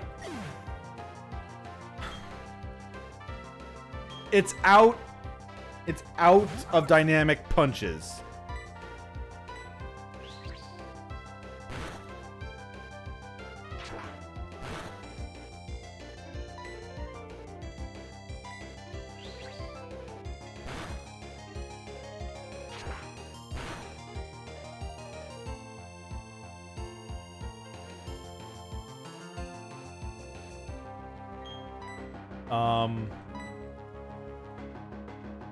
I can't.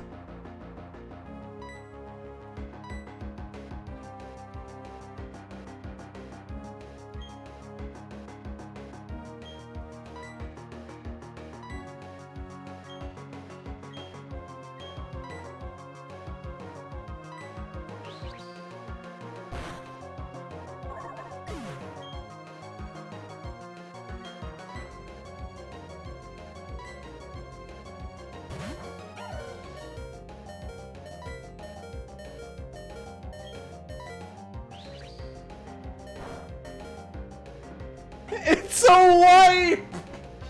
What the fuck?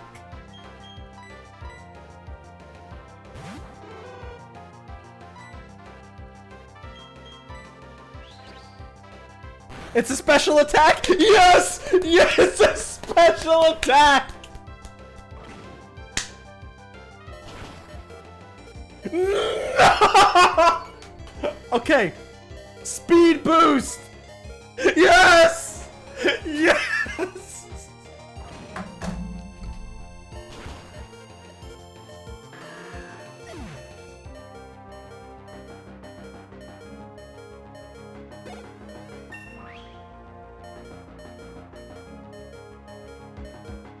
Let the bodies hit the floor. Let the bodies hit the floor. Let the bodies hit the floor. Let the bodies hit the floor.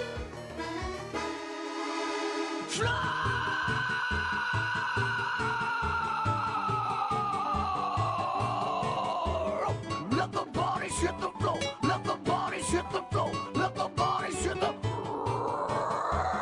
Let the bodies hit the floor. Let the bodies hit the floor. Let the bodies hit the floor.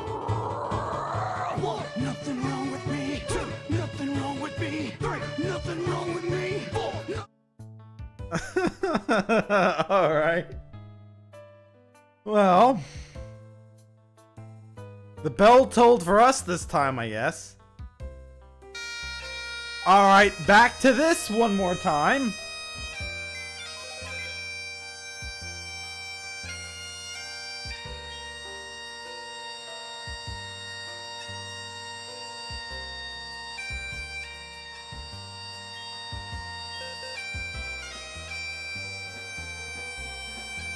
Oh yeah, you're right. You're right. You're right. Oh wait, I never put the egg back on. I removed it before, and I never put it back on. We're good.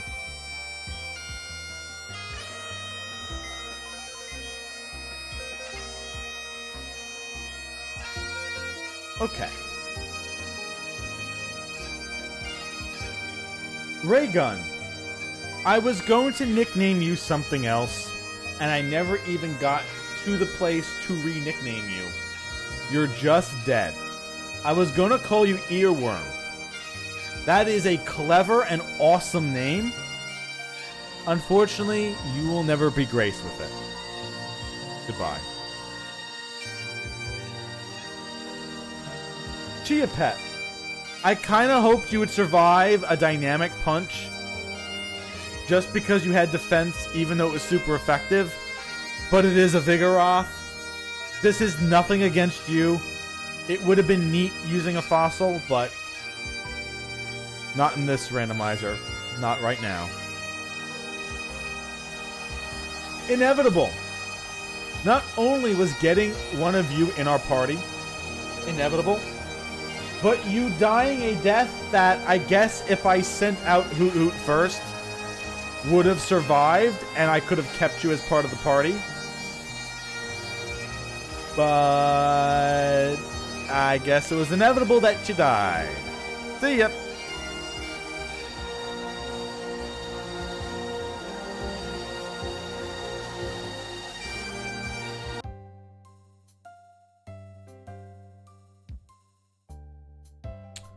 All right. So we have individual Pokemon left. Hello, Hoppip. Hello, Chickfest. Welcome to the party, pal.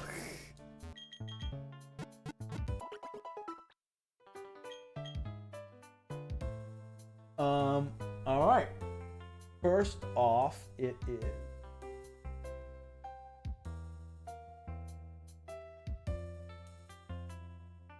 Winub Ripped.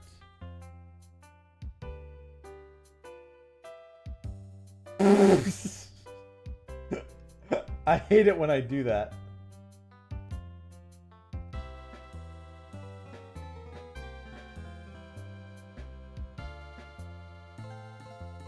Then Barboach died.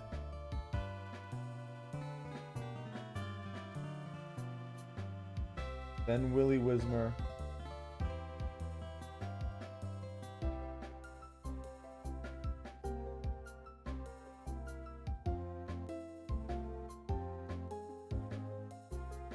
And then Inevitable.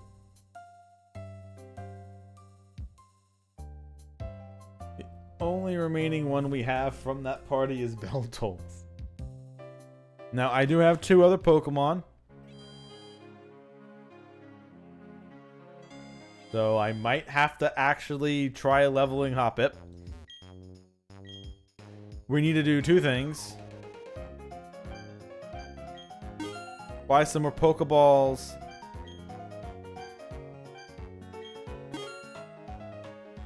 And buy some potions.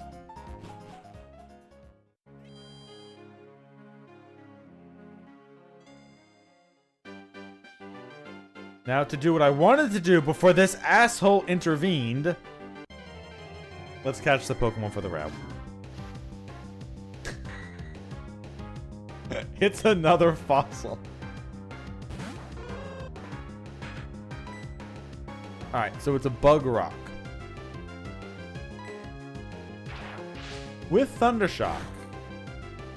Look, oh, it doesn't have any special attack.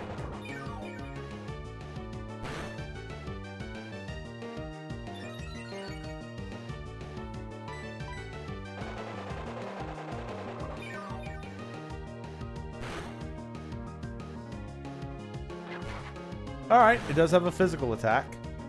Ow!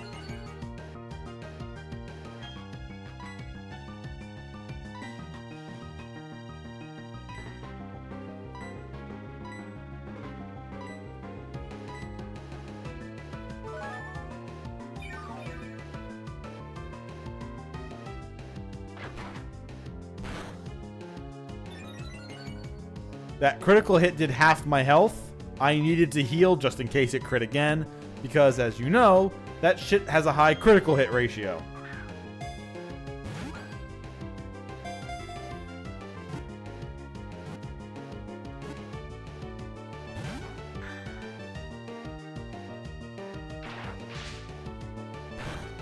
Yeah, it is hitting normal.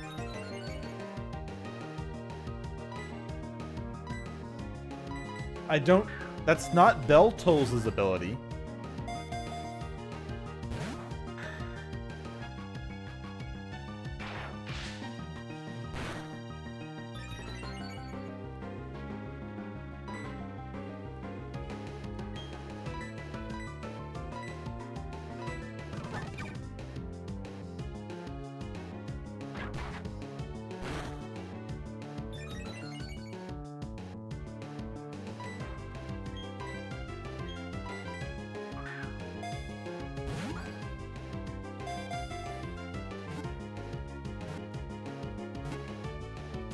Okay, good.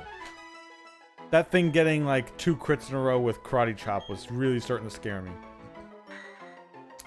A Pokemon ancestor that was reanimated from a fossil. It lived in the sea, hunted with claws. Alright, so what do we name Anorith and the other thing that it evolves into? I forget what it evolves into. I know what it looks like when it evolves. What we got for it, chat? You throw me some names, I'm gonna go get a drink.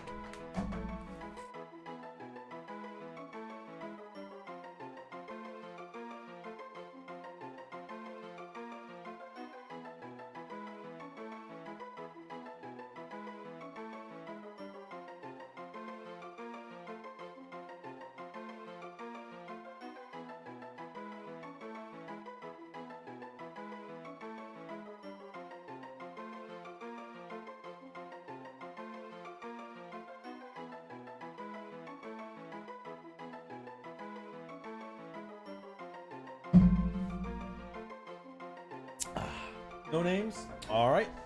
Gotta figure it out myself. Let's see. Oh. Shrimptus?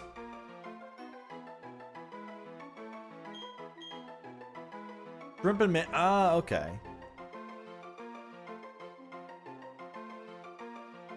Because it knows karate.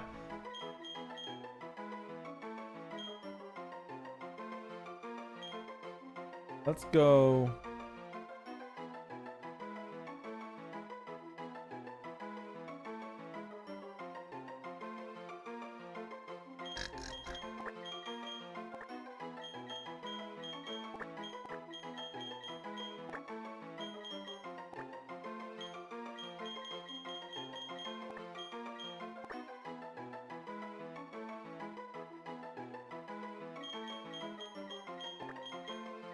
It's the Fistal Shrimp.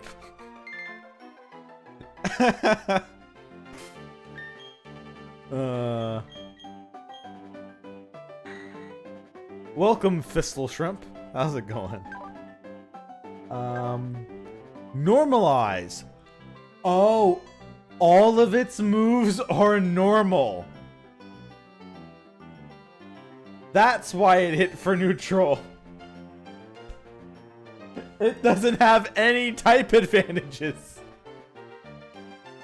It doesn't have any type advantages. We'll never be able to get stab. It does have 23 speed though, and a lot of attack. What? It had extreme speed the entire time? Okay. No hype for that CBT2 yet, Fire. Oh, true. It will evolve out of it. Yeah.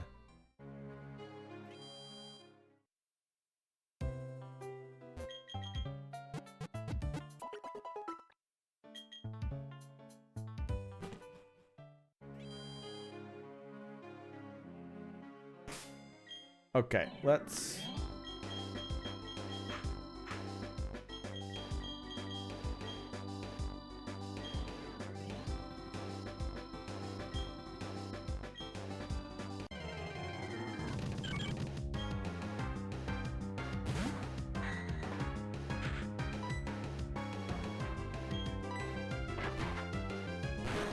That is such a weird looking,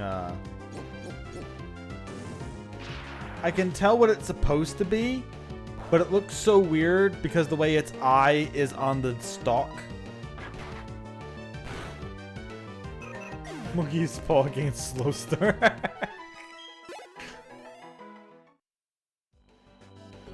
And the monkey's paw curl.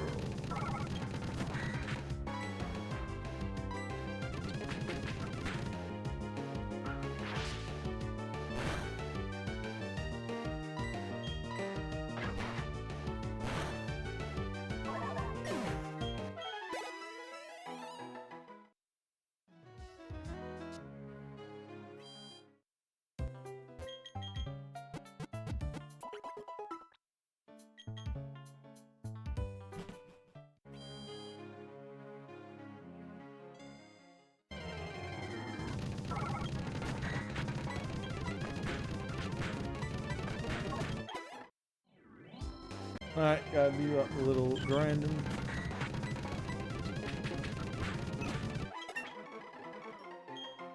Or attack? Jeez.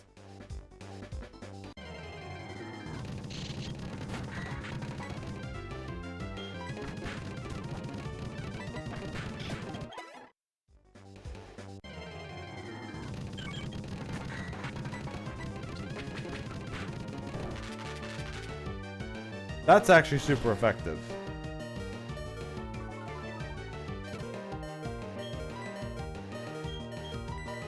It's super effective against bell tolls as well, but I don't think bell tolls has anything to risk. Except for it having thunder. Alright, Taylor, get out of here. Oh wait, I could have used extreme speed. Again. And it would have went first. Even with the lowered speed.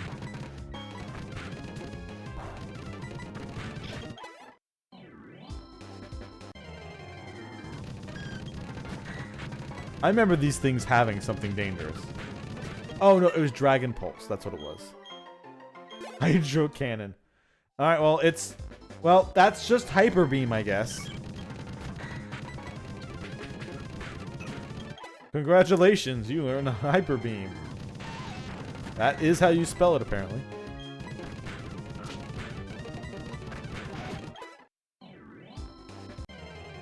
Zoom through this a little bit quicker.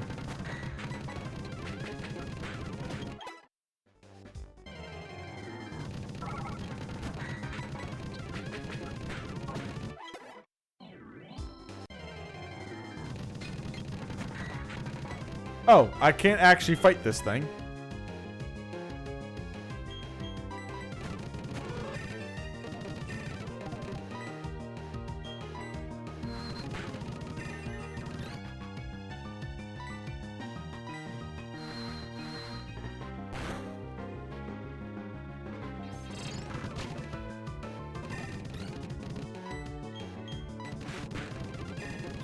Yeah. Even with double power from the brine, from having it that low on HP didn't work.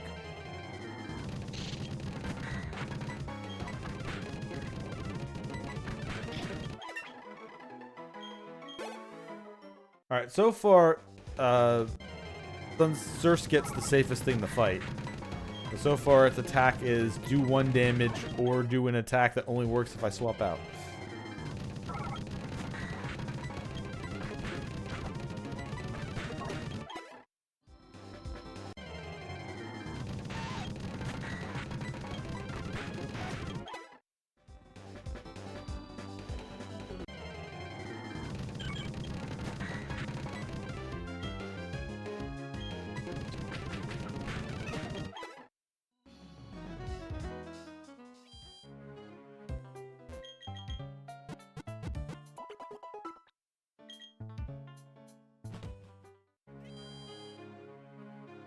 Alright, a little bit more, and then it will be leveled appropriately. Because right now, Bell Tolls is 16, so we can get Fistal Shrimp to the same level as well. If I did want to use the Hoppip, I would have to grind it out somewhere. I would have to go back into the game and get it to fight things.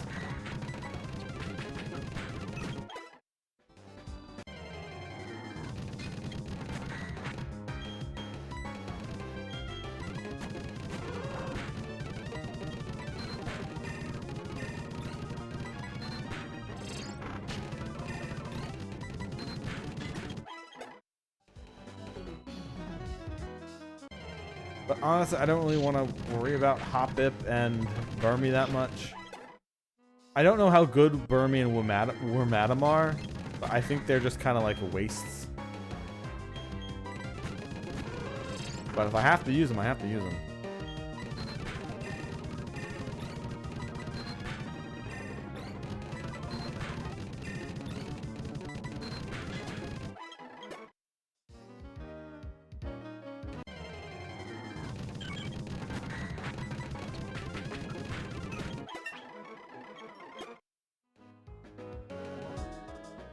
Also, let's check this again. So Fistal Shrimp has 42 attack. 42. It has double its attack than it does special attack.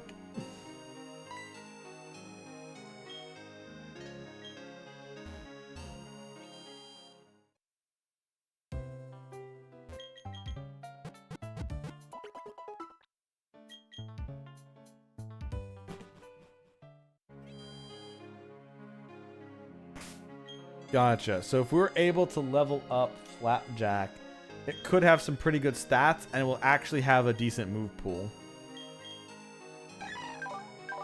If, you know, we can get it to learn things. Right now, Assurance is not bad for just a level 4.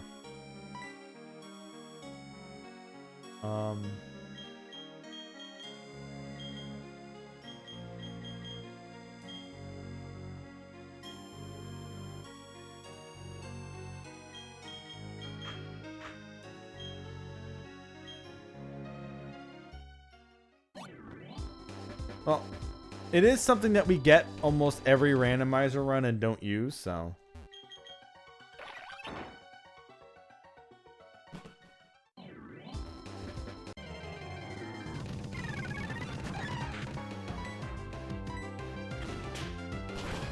Perfect match.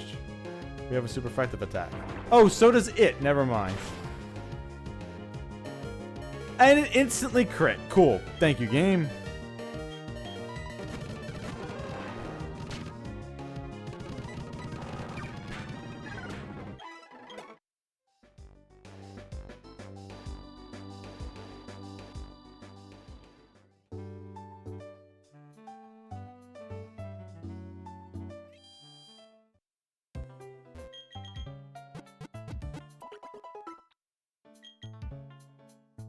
Alright, we're not gonna fight the first area, or the next area, because the next area has all the flamethrowers.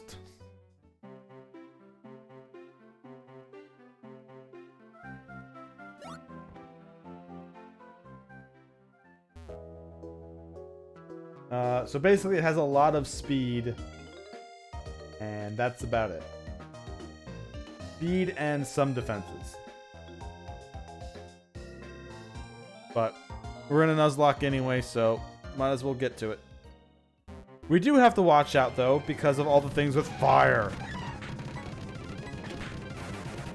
Wow, this thing is...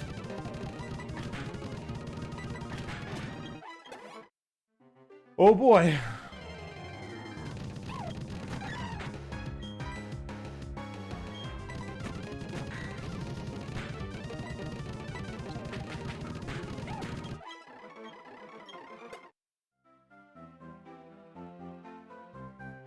Oh, it has 3 evolutions? Oh, is it pending on the season? Steel, grass, or ground determined by its cloak. Is permanent and determined by the cloak that Burmy was in when it evolved. Well, right now it just has the regular grass cloak. So, I'm assuming that one.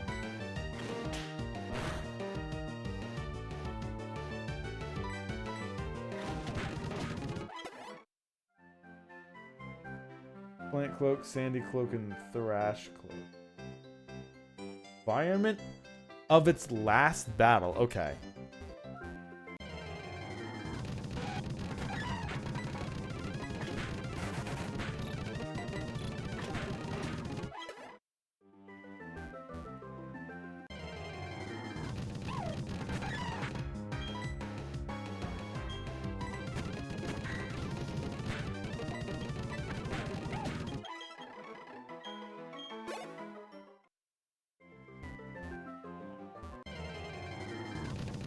Oh, we'll find that in a minute. Burmy is female.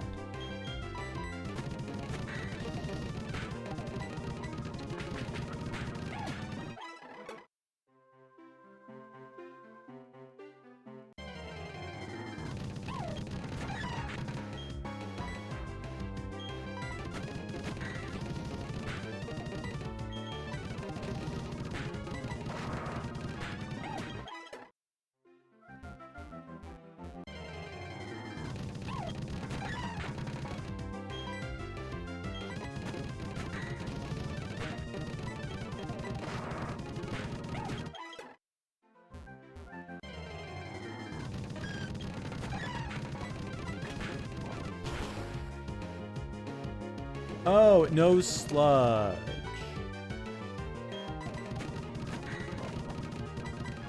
Okay, one thing I do know though, this is the generation where your Pokemon does not die from poison. Survived the poisoning, the poison faded away. So I don't have to worry about wasting a potion on that. I honestly have no idea. I'd have to tell by what move pool it learns.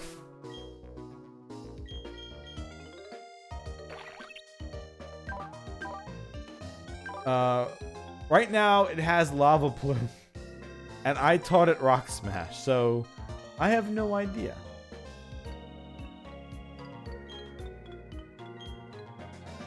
If it learns a few more moves, then maybe I'll know. When does it evolve?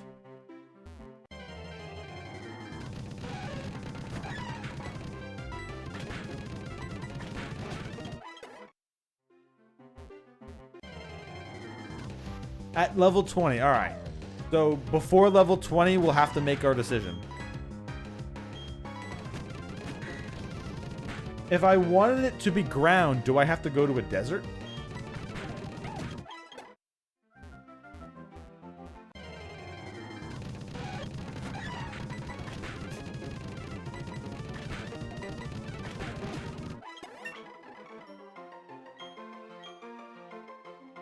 Mega Punch.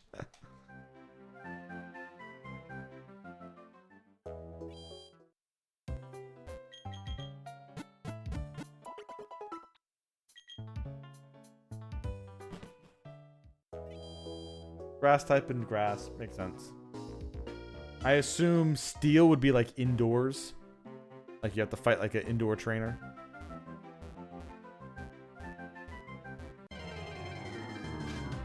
Oh, ground type for cave or beach. Okay, that's easy. Caves are plentiful. Steel is a building, okay. So if you're about to hit level 20, you can have a fight in a gym leader area.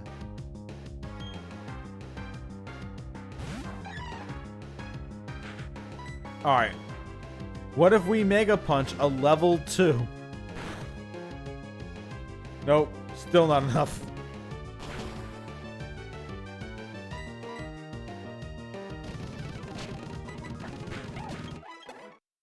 You cannot Mega Punch a level 2 as a level 7 Hoppip and win.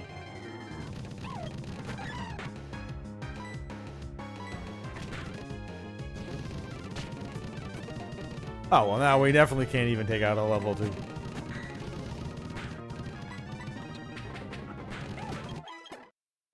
Great. Trying to even attempt to level this Hoppip is just...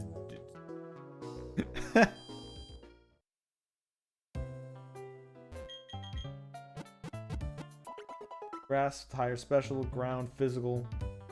Steel is right smack dab in the middle.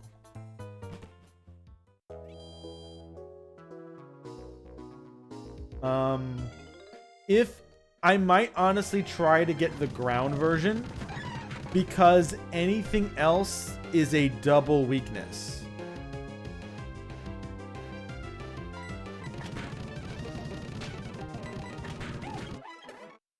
Wait, no. It's bug. So only bug and grass has a... No, bug and steel. Never mind. Yeah. So bug and ground. Bug and ground is the only one without a double weakness. Unless it has like a better typing, I guess. Like if it really learns a bunch of steel type moves. Or grass moves. But bug grass is weak against fire and flying. For quad damage.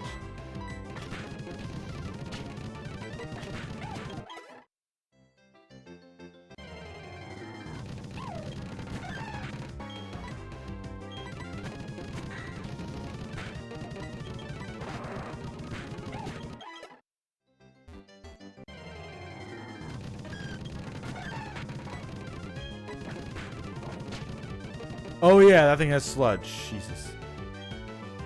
Yeah, this entire first area leveling zones are just awful. We're trying to level Flapjack.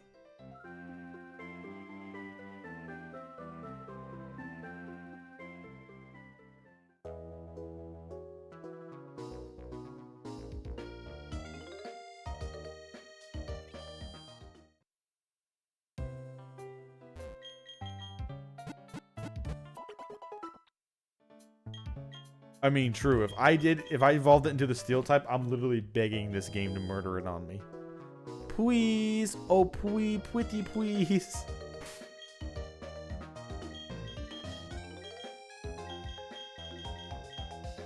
Please, will you murder this with an eruption?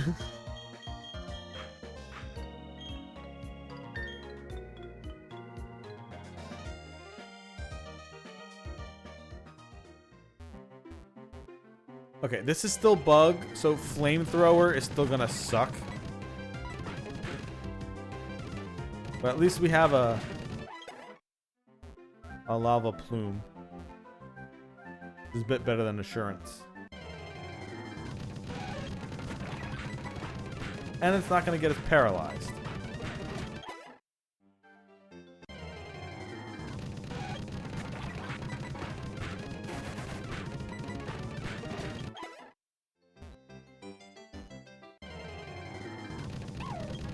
Oh, that's what we should do. Ooh, I just thought of something.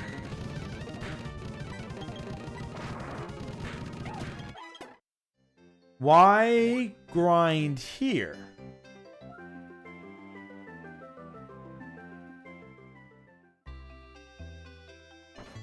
I mean, it takes a little bit to get the heal, but we know there's a completely different Pokemon.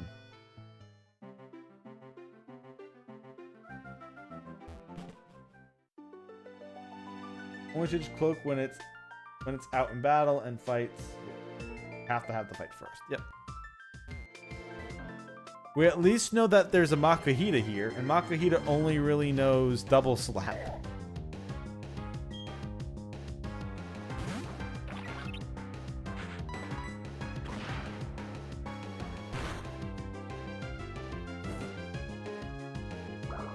Oh, and Bubble Beam, which is acceptable.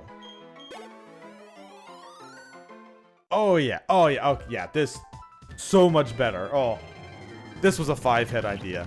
Oh, and it has other Burmies. As long as we're faster.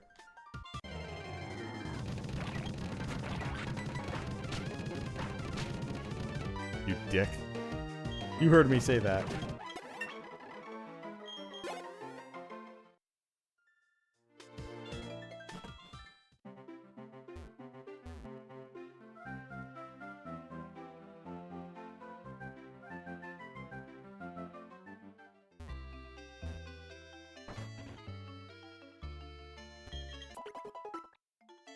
Okay. Hopefully we can obliterate level 4 Burmies now.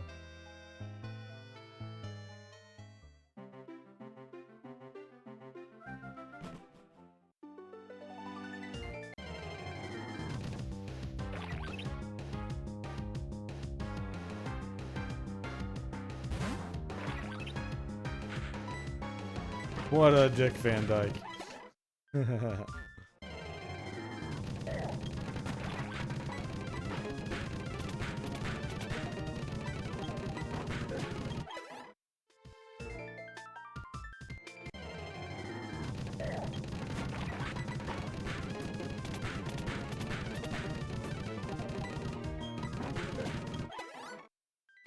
Chicka-pow, chicka-pow, chicka-pow, chicka-pow. Fast forward is still fun.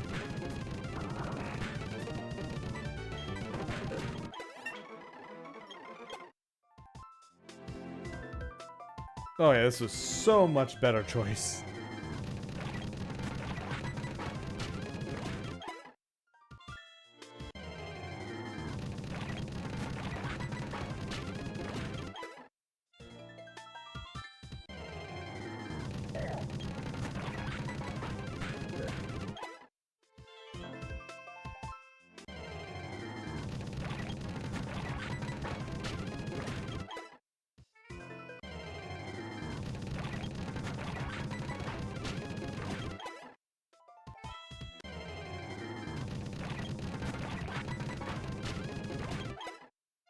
Remember, these are equal opportunity lava plumes.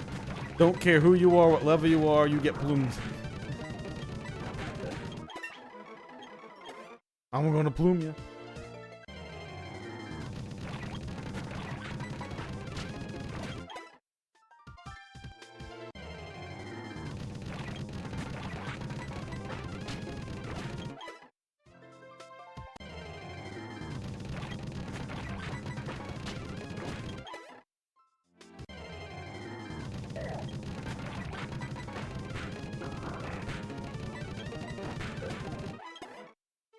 Okay.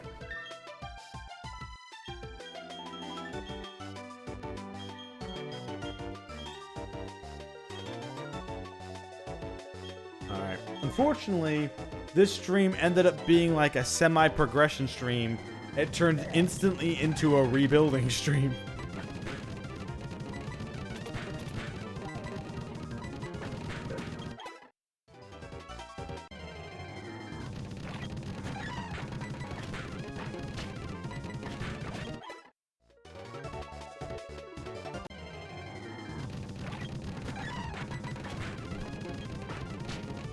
Oh, I fell asleep.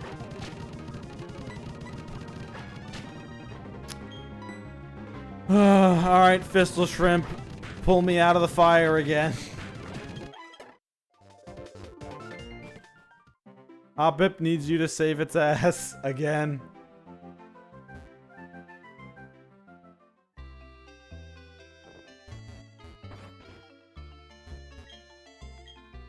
No, I want to heal off the TV. Let me heal off of the TV.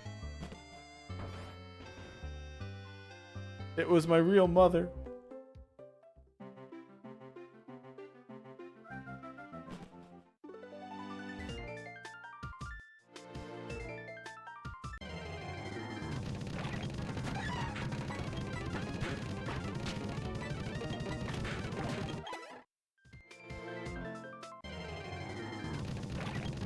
Suddenly it's only Burmy. Burmy forever. Anyway.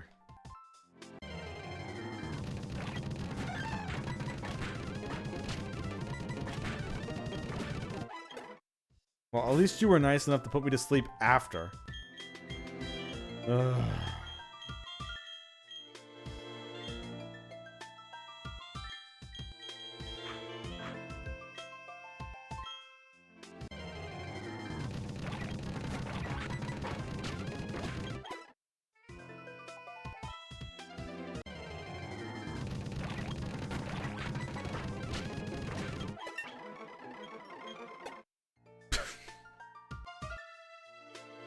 Alright, it took the level 10 for it to finally learn something new. And when it does, it's spatial rend. Well, ground type still looks like the best type to get it.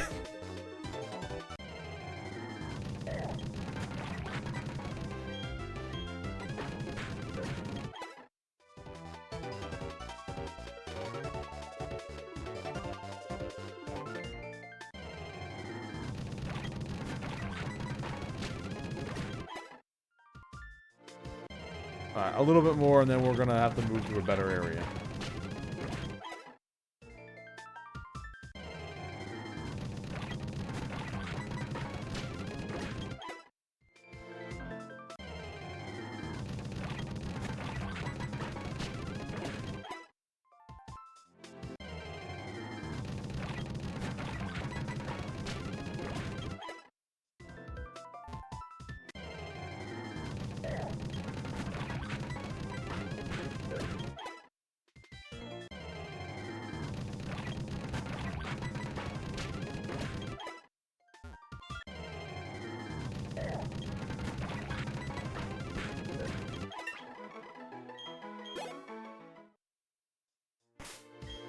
We're not gonna level Burmy up here. We probably shouldn't even level Hoppip up here, honestly.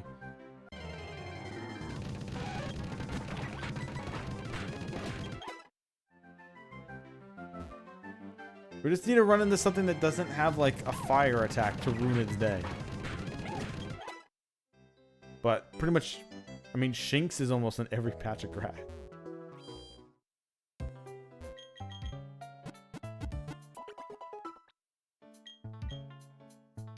So right now, Burmy and the Wormadam looks like to be our most promising prospect here. The Hoppip is still just like dragging me down.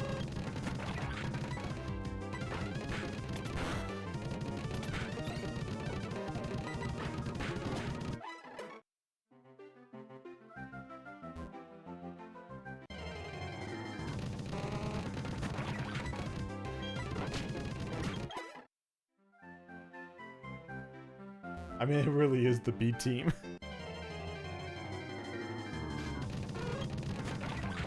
Spatial Rend!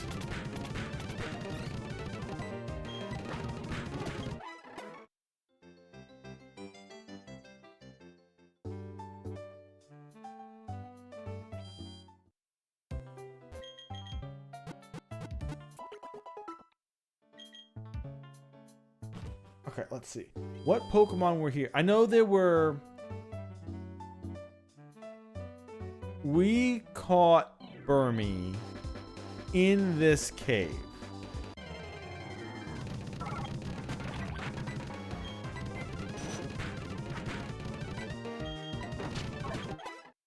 Actually, that's not bad, that Whismur.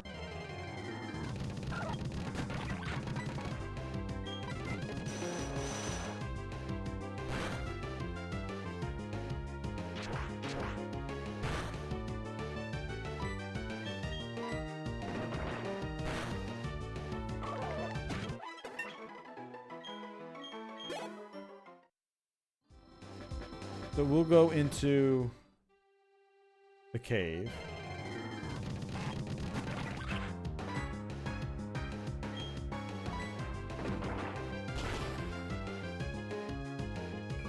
I don't remember Cranidos as being here.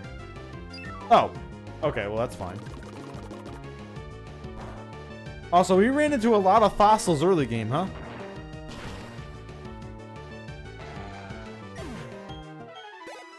Alright, that's solid.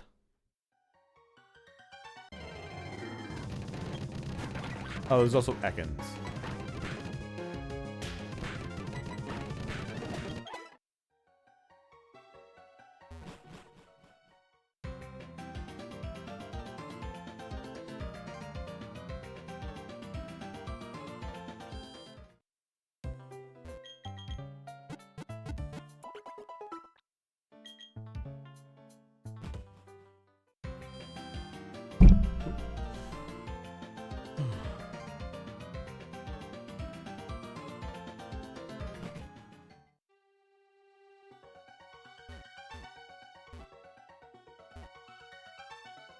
Oh, this was a rock smash. All right.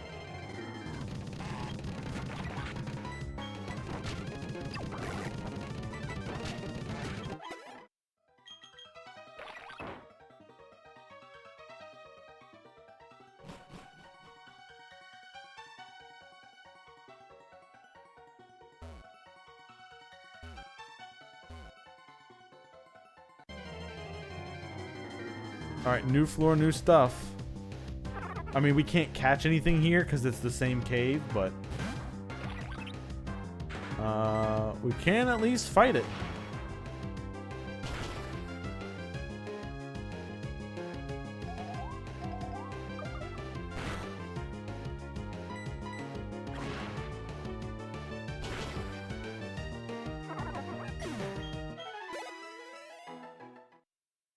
Good experience.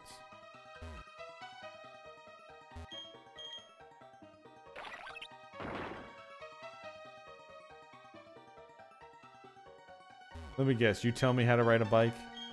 Yeah.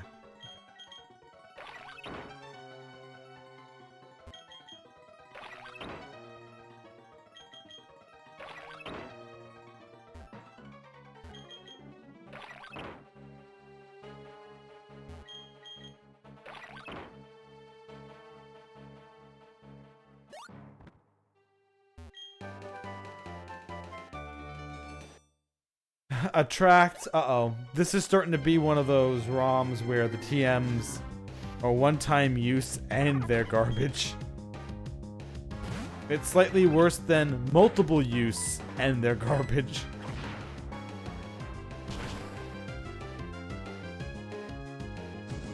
Oh, Flare Blitz! Oh. Thank God we survived. Oh, and we paralyzed it. Alright. Alright, so we don't want to level Turtwig or anything down here. It, of course, has a super powerful fire move.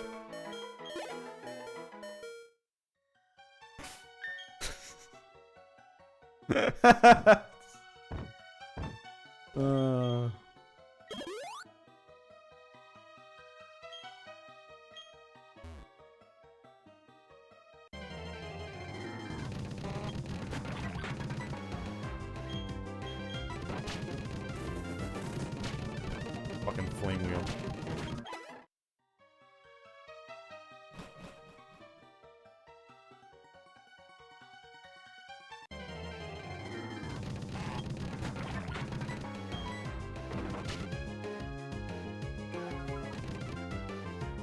Lunar Dance. Is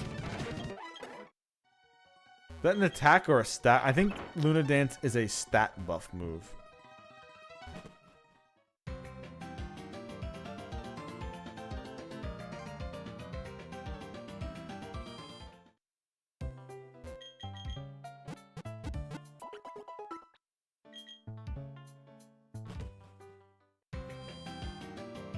Alright, so Burmese almost the appropriate level to continue along with it.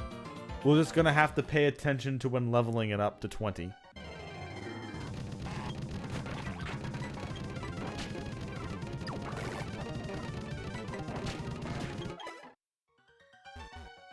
We'll have to come back here and murder a Cranidos or two.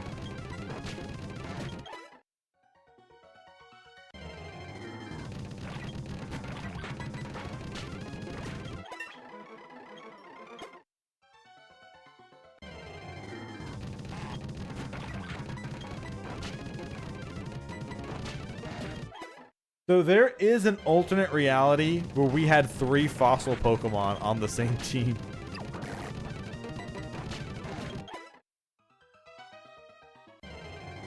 We were just all rocks.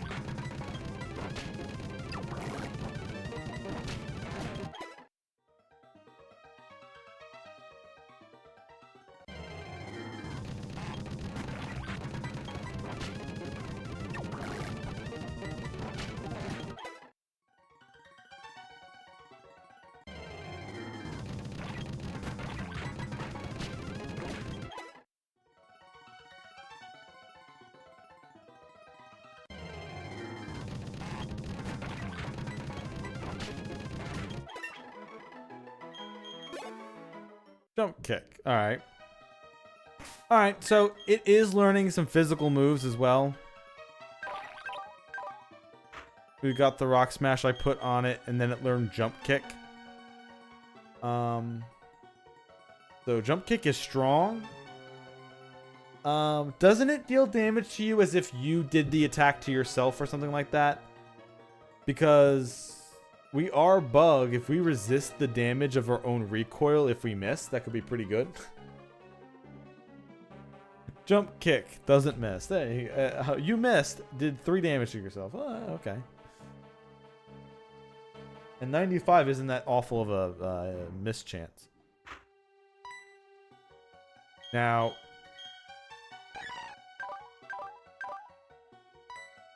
Flapjack can't really.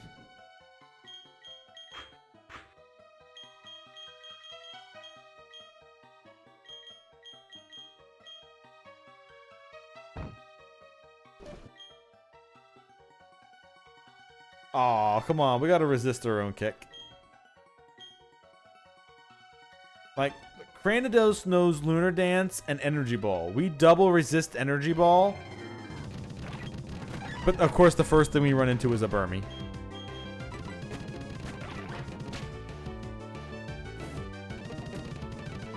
Don't let it do it to you.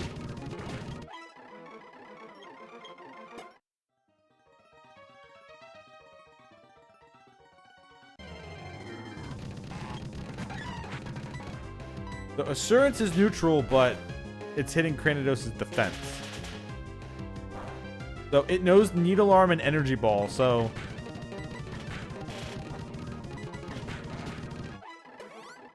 we can grind slowly through Cranidos'.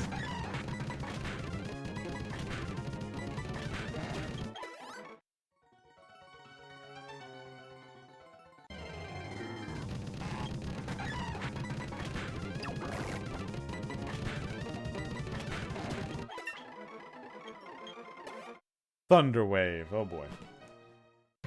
Alright, well, we found a not the worst place to level up Hoppip. We just need to run away if a Burmy shows up, but... I mean, who doesn't have to run away when a Burmy shows up? I don't.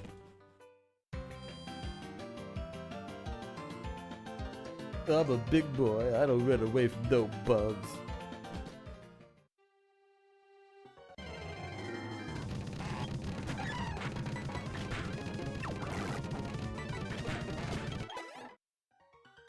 Alright, I don't know if we're gonna get Hoppip to level 15. Even if we do, like, if it doesn't learn any attacks, I don't know what the fuck we're doing with this thing.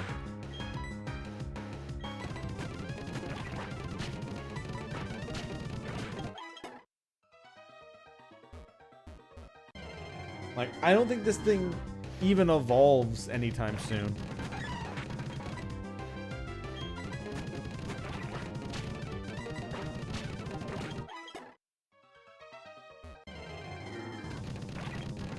Okay, now you're doing this on purpose. Enough of the Burmies.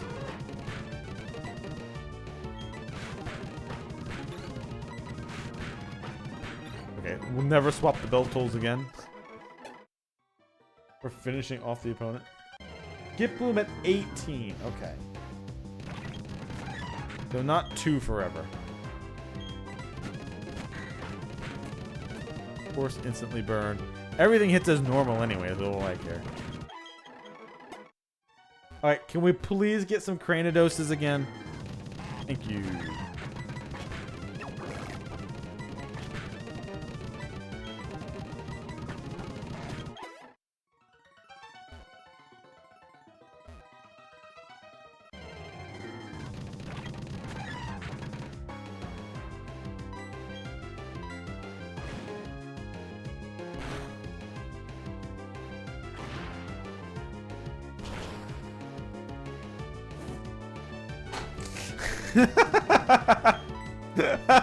Why did I even try?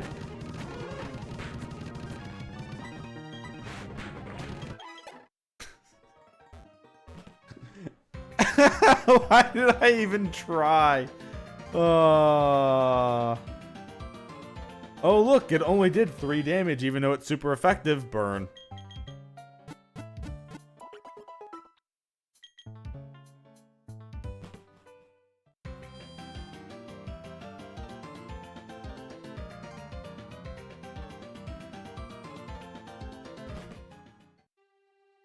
Alright. Dose me. Why? Why do you hate me so? Why must thou torture me? What have thy done, ghost, to earn your ire? Or what have I done, ghost, to earn thine ire? Fire! You are what have I done to earn this? I have said you are good, again and again.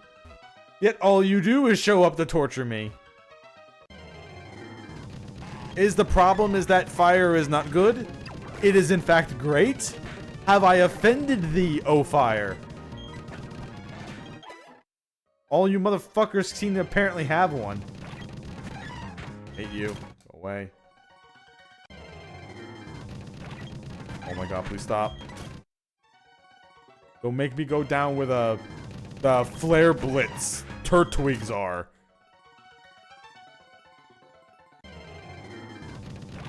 For fuck's sake, come on. Fine. It's this one particular Burmy needs to die, and then I'll run into a different Pokemon, I promise. Okay. So, yeah, we'll get rid of Leer. All right, so Morning Sun. So Hoppip can now heal itself and drag combats out longer. Oh, fuck you. What happened to all the Cranidoses, man? Where did all the good Cranidoses go, man? Back in my day, there was always a Cranidose around when you needed one.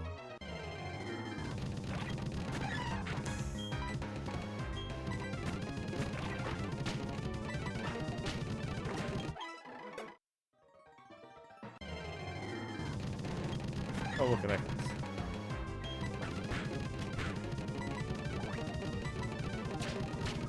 Oh yeah, it has Sky Attack. Get out of here.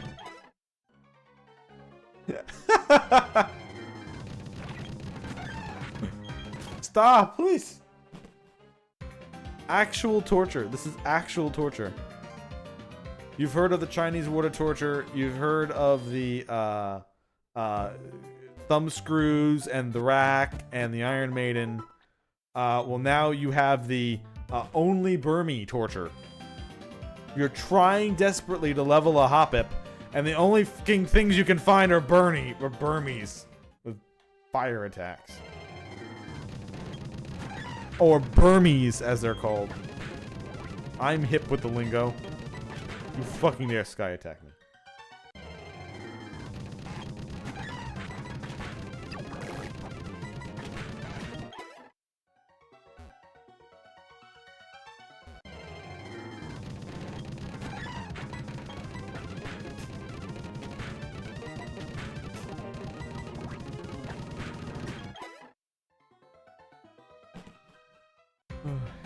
Again.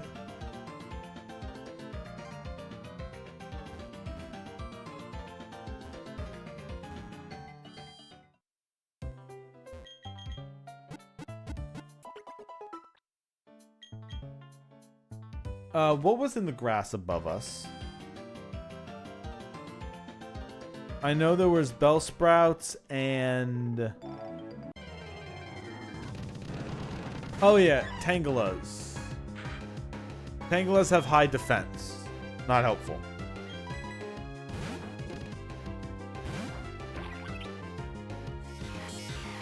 Oh yeah, it has electric moves.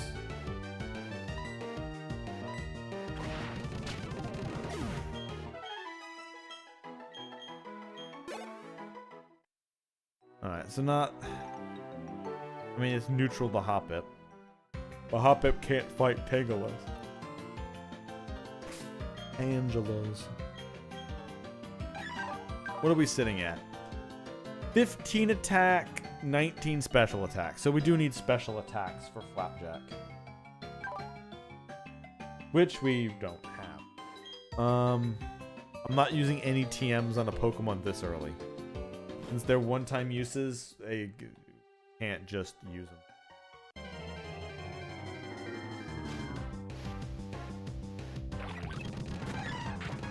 Really?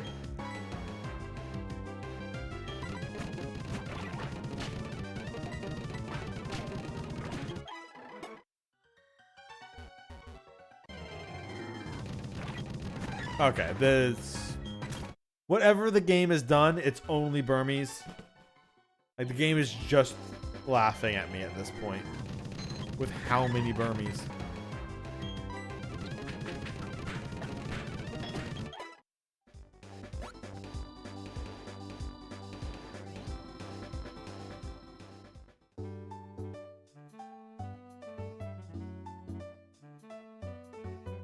Let's try to get back to where we were.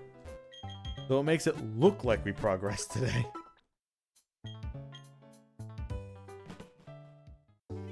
Instead of ranting about my job and then having to re-level a team after a massive wipe. Before I end the stream is when I'll add all the new Pokemon to current party. Figured there was no point yet, just in case.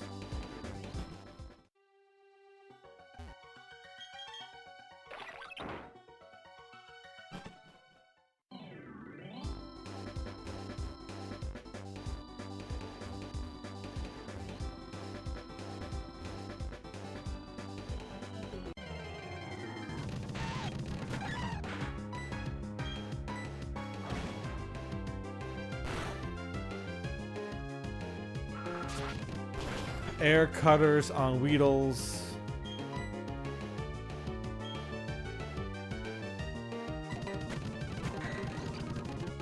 Yep, Zio. We are on the slimmest of pickings. Not to be confused with the actor.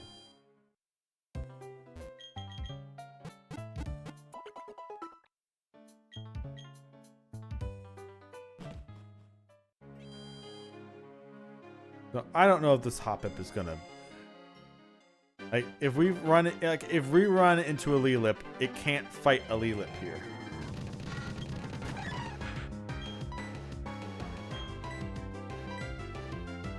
Let's get Chickfest.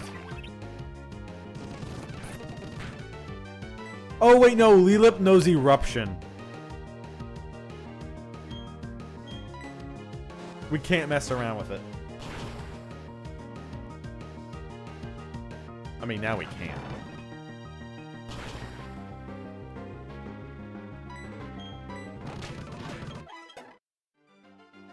But we can't mess around with that.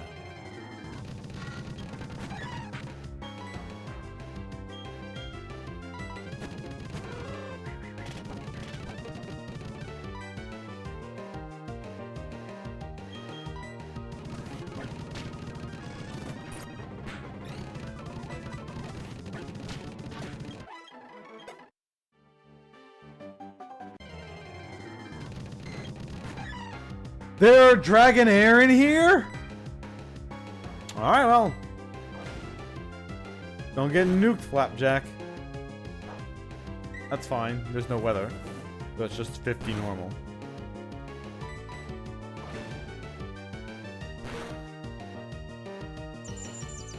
Alright, that's perfectly fine. Oh no, not my ability.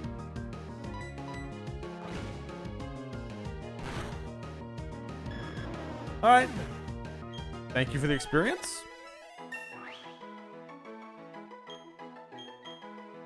Poison gas. This is so bad. This is so bad.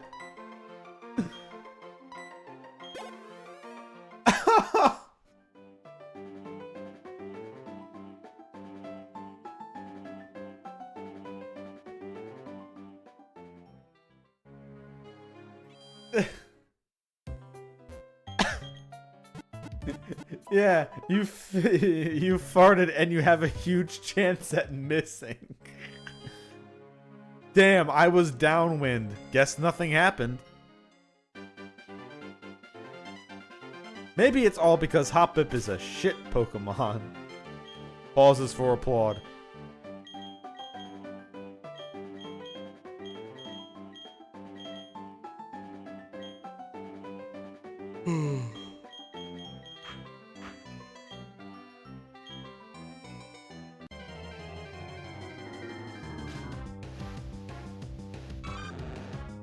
There was a total dial in here? Oh, the fecal funny link doesn't work anymore?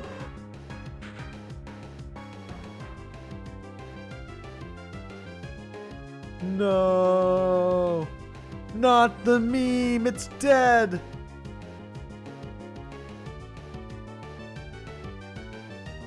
Oh well, it shall return hopefully.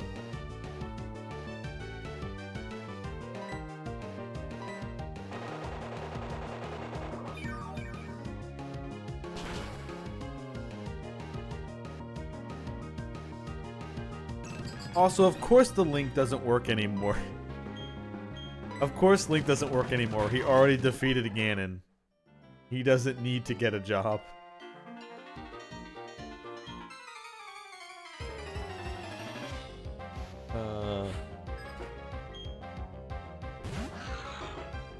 Okay, I have a feeling we fought a snow run before that an enemy trainer had, but it's just pure ice.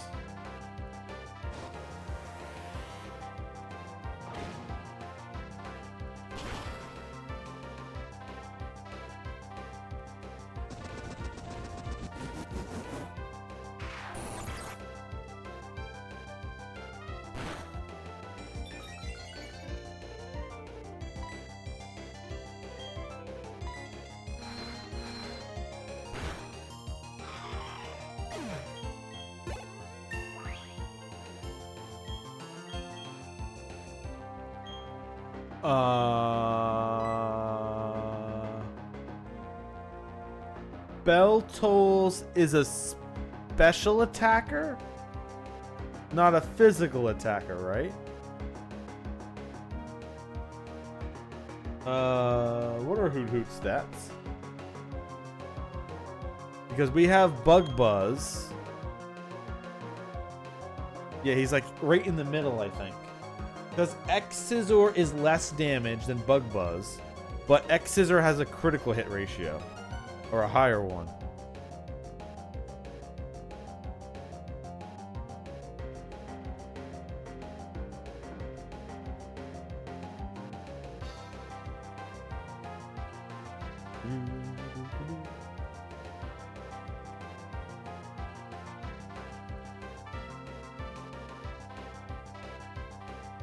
I love how Bell Tolls is just trying to learn all the good moves. More special attack, unless it's... Gotcha. But we're gonna keep Bug Buzz then.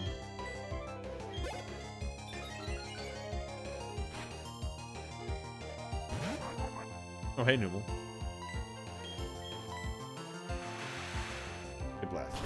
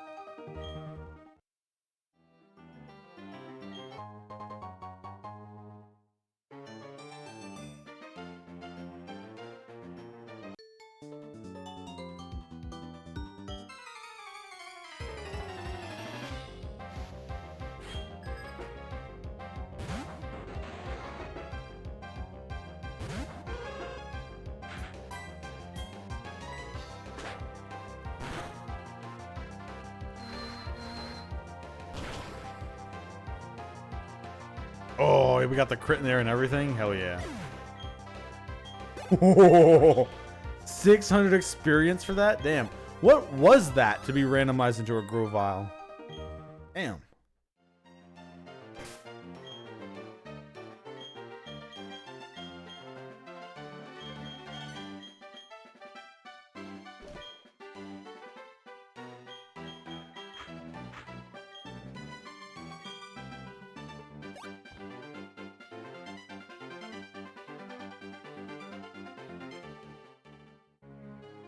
Honestly, most of the music in this game sounds better when it's on the fast forward.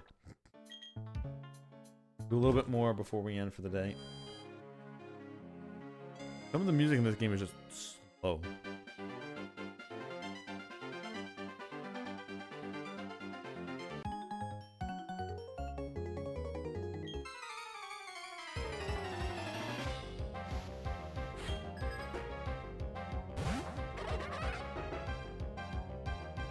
Everything we have on Fistal Shrimp is normal attack, so...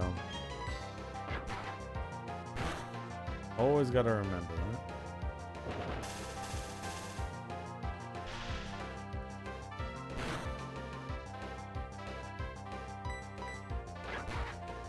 Now, if Fistal Shrimp had an ability to turn every attack against us into a normal attack, I think that would be better than Wonder Guard.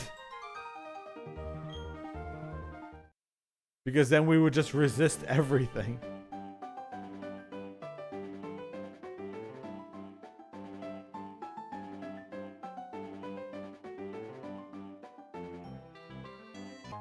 Yeah, there was something here.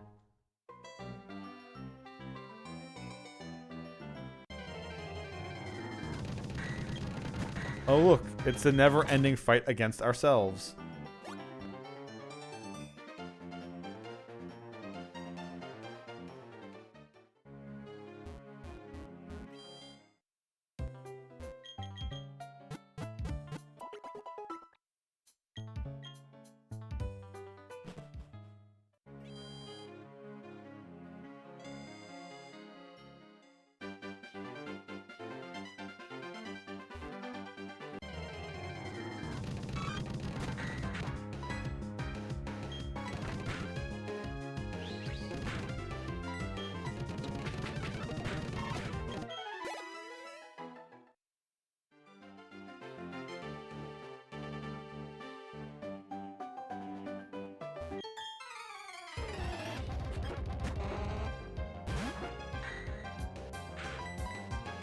Alright, well, we know that this thing has Flame Wheel, but it is over level 10, so I think it learns Sketch again.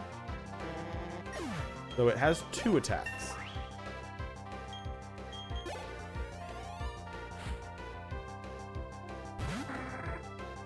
Once again, what Pokemon do they have to turn into a Pelipper? Like, we're being hit by second evolutions already. Like, would this just be bugs? Spore me all you want, sucker. I've got the speed.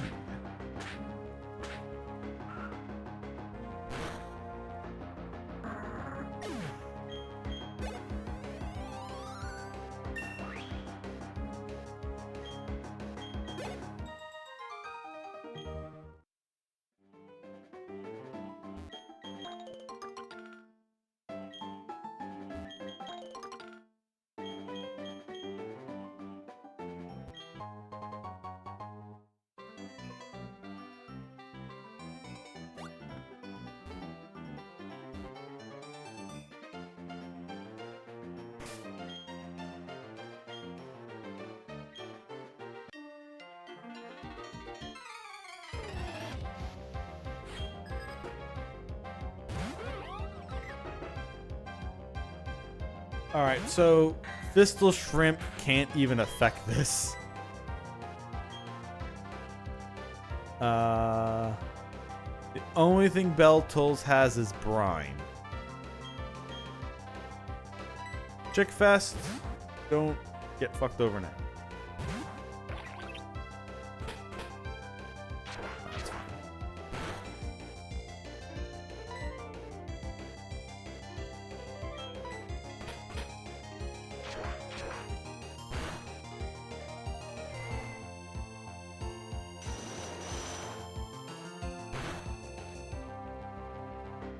Alright, hold up.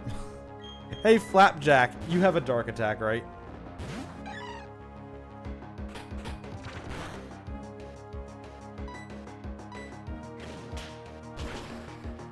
There we go. I'm smirk. Oh, I had cross poison. Oh, thank God. What would I have done without that in the back pocket?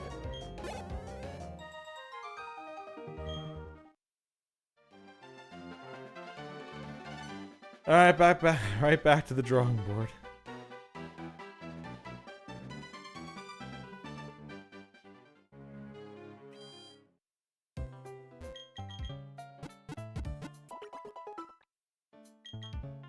But no, I don't mean MS Paint. This time. That was earlier.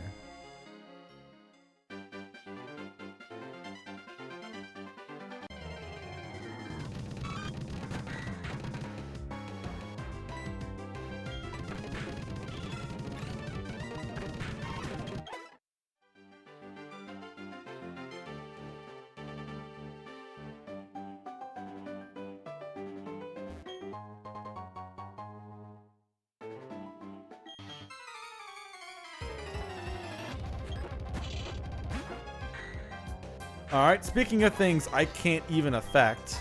Alright, Flapjack, give it a shot.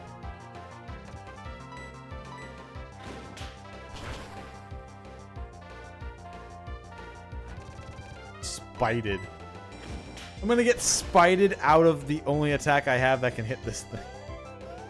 Okay, no, alright, it splashed.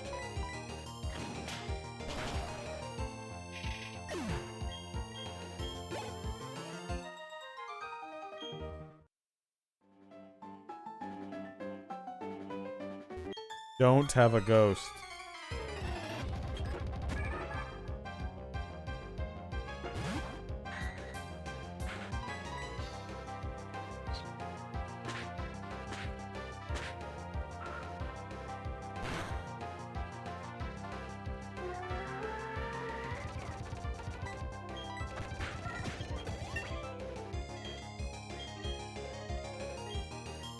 Oh, Dragon Rush. Thunder Shock is weak. Dragon Rush is at least physical.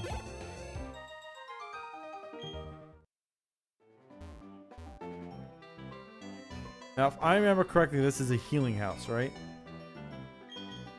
Yes.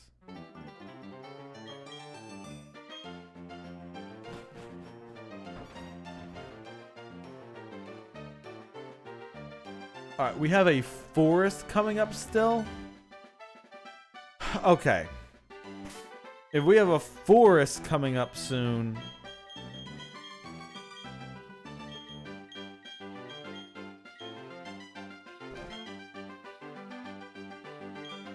then we're not going to be leveling Chick Fest in there. Are you a trainer? You're not a trainer.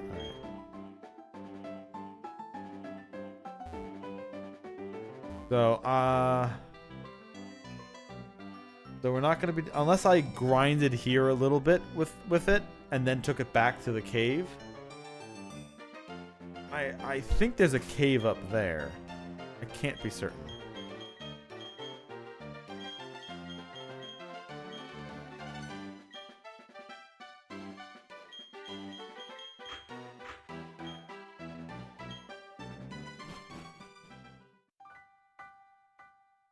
Oh, this is where we team up, right? And they like fully heal us after every fight? Is this the first time they started doing that in here?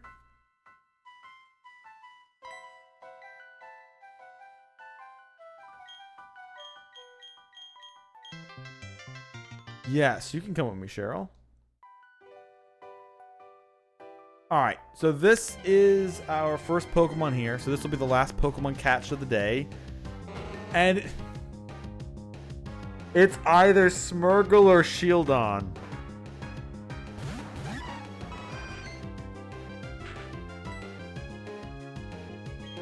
I'm going to hope it's Shieldon. Nope, it's killing Shieldon on me. Fuck you, Smeargle. You asshole. Oh, a Chansey went for him too. I can't catch a Pokemon unless one of them is fainted. At least, okay. Smeargle can't affect me unless it uses Flame Wheel. And that attack that Shieldon does... oh, that was... okay, that was a crit as well.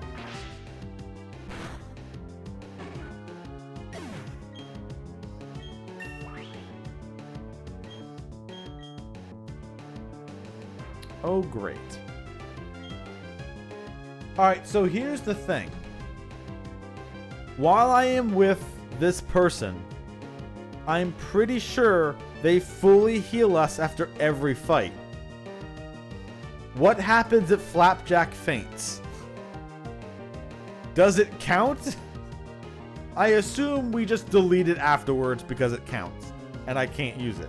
Although technically we can never wipe. I would just have to stop the game. Yeah, so I'm going to do this as if I don't want it to die.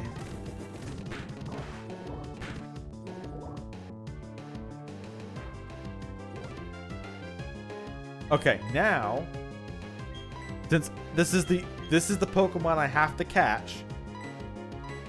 So I guess we're gonna get Smeargle. It has Earthquake. I don't know its stats. I don't think they're good. And we cured it of poison.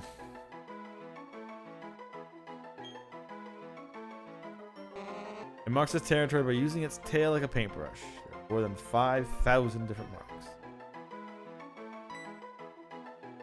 Alright, what do we call Smeargle? Alright, chat, what we got? What's the nickname?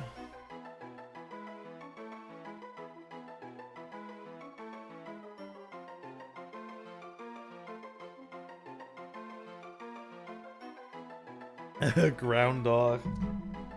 Ain't nothing but a ground dog.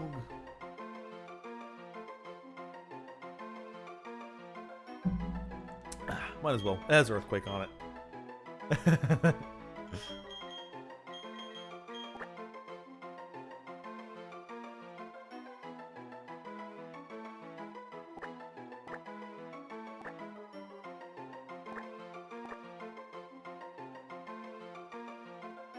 I guess we just double D it. Double D it.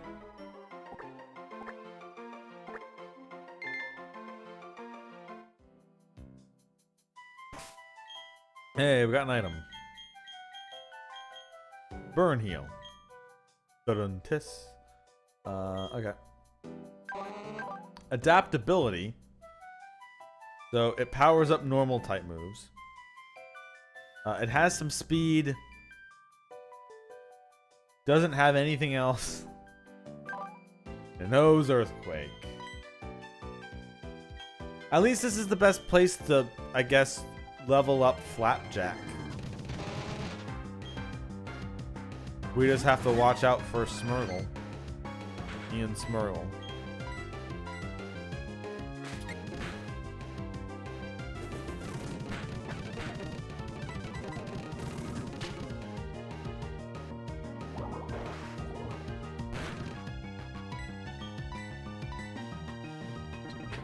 Oh, okay. Chansey has extreme speed. All right, Chansey. How about you spam that?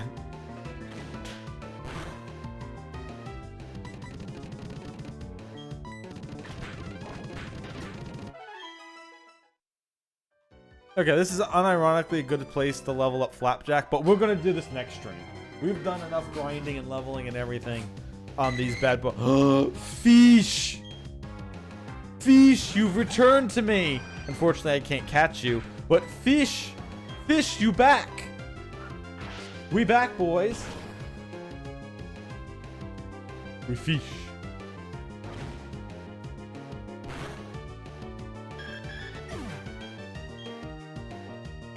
Judgment. No! Oh, super effective me. What is judgment? Isn't that normal? If it doesn't have a plate? What? Excuse me. Maybe I don't know how that move works.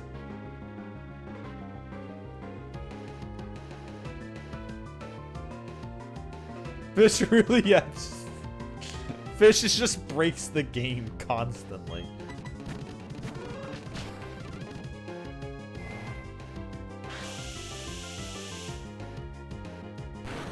Okay.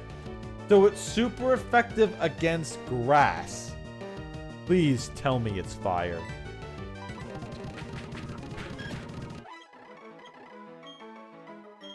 Water gun.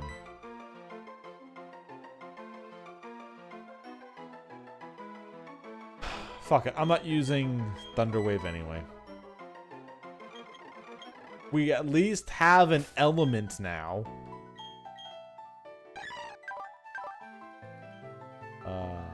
It has more special attack. Cool. Alright, we're gonna... Alright, have one more fight. Ah!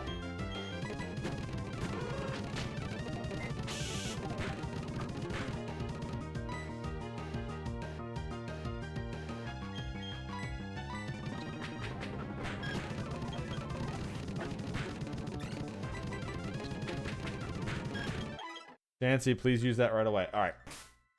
We're going to save the game here.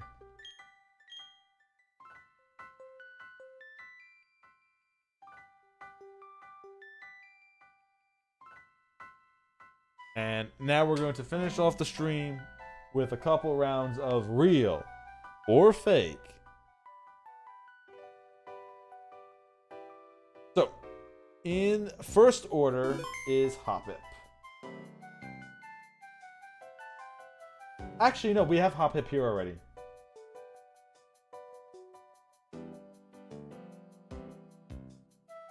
What did I do with it? I swear I moved it off screen.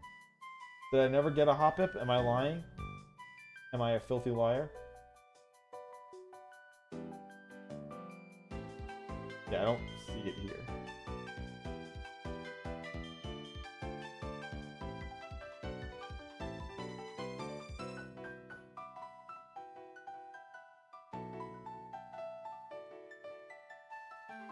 That's my face cam. Nope, I don't have it already. Alright, Hoppip PNG.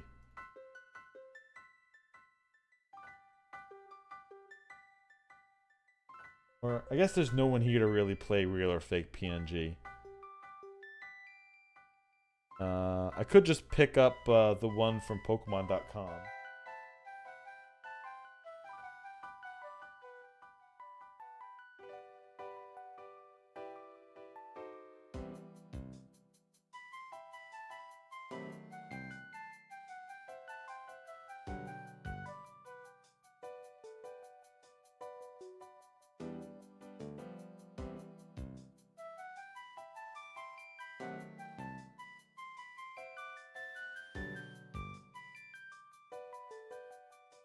It's real.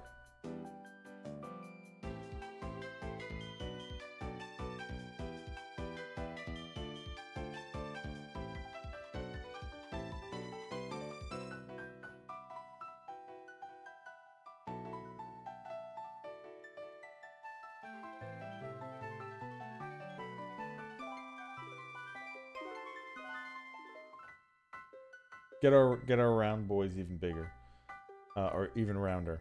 And next up after that would be Burmy. Although I guess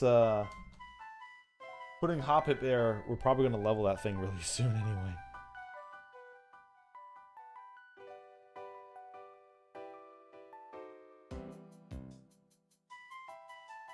Oh yeah, Anaroth might be swinging pure normal, but its attack is absurd.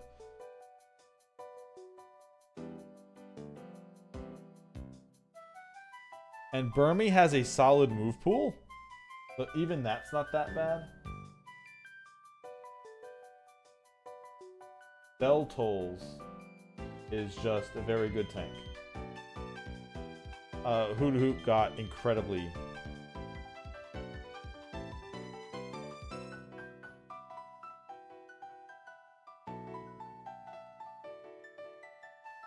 incredibly lucky with all of its maneuvers.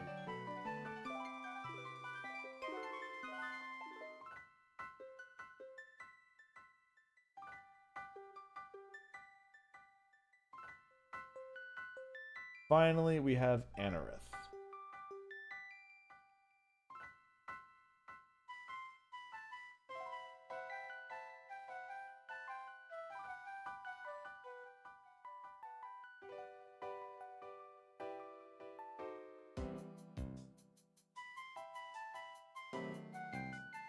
Oh yeah, Ground Dog. Have to. Do I have to?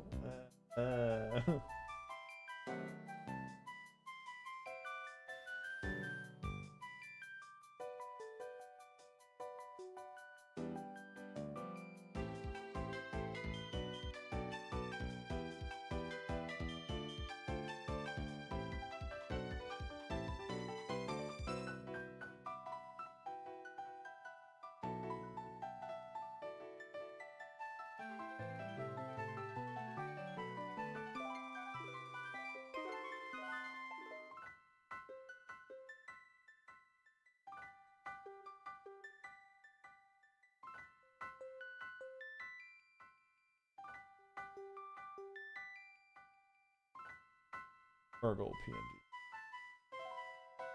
I guess it's not Smurgle, it's Smeargle. Me not Gollum, me Smeargle.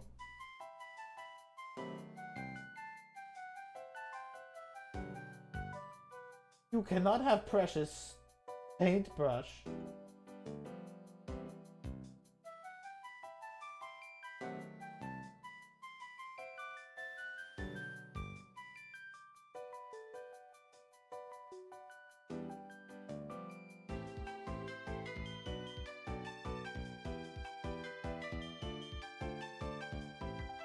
Hello, is a time for your annual pap smear. Please welcome the doctor's assistant. Don't worry, he's very gentle with the brush. Alright. Alright, that is our new team. I have saved the game, and we are going to do the other save, the Nintendo DS save that was built into the system. All right. I probably should be back tomorrow, but I can't guarantee it. Today was such an exhausting day, but I pushed through just to stream anyway because I could rant about it. I'll try to stream more of this tomorrow, or maybe I'll do a small. Maybe I'll pop back into Etrian Odyssey and go check what the next couple levels are and save this for next Monday. Because I know some of my mods, especially the ones who like randomized nuzlocks, won't be around tomorrow. So I could probably go and do a little bit of Etrian and find out what post-final boss is and get that going. And maybe I can do some grinding in that over the weekend for funsies. But anyway, thank you all for watching. I might be back again tomorrow, but the next randomized Pokemon Nuzlocke stream will be on Monday. Thank you all for watching, and I'll see you all. Hallelujah! Holy shit! Where's the Tylenol?